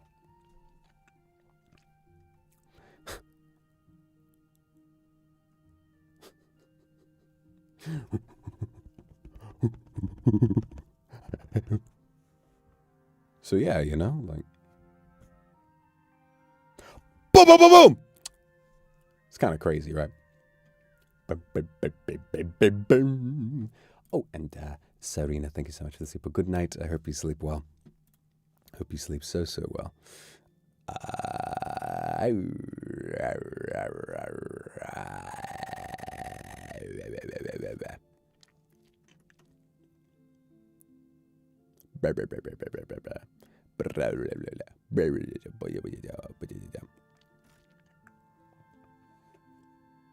So, oh yes. So I think because I've had the nightmare of not being able to fix myself some Huel, I'm gonna pop and make myself some food. It's getting a bit late, so I definitely need to have something to eat. So I'm going to probably call it that. But it's been a lovely stream to just get you all caught up, and it's been nice to catch up. Nice to hear from all of you. Nice to hear about everything. And yeah, you know, I've had a lovely time, and I really appreciate you all for welcoming me back so much. We're going to have a really fun week this week, and remember, I'm always constantly cooking interesting things. So, you know, never fear that if I ever disappear for a little while, it's always because I've got something going on, and you're going to get to benefit from it. Trust me. There's a lot of really fun stuff. We never stop. We never stop. Tender Dream, thank you so much for the super. So happy to see you back safe and sound. Always felt that the life of the demon is full of all sorts of dangers. It is. There's always some stuff going on. But you know, I am the goat, so I just kind of lock in and win anyway. I miss you so much. I miss you too. Thank you very much. And Pei-chan, thank you for the Akasupa. Rest well. I will. Thank you so much. Mwah. Thank you very much. Me babe, thank you very much. Good night. I love you too. Kumaki, thank you very much. Yuri Pendragon, thank you. Love you all, and I missed you. I missed you too. Noah, thank you very much for the stream. Love you too. Okay, that's going to do it all for me. Once again, I love you guys, and I will see you tomorrow for Willie Wilson's birthday. So we'll see you then. Thanks so much, guys, and I'll see you then. Bye-bye.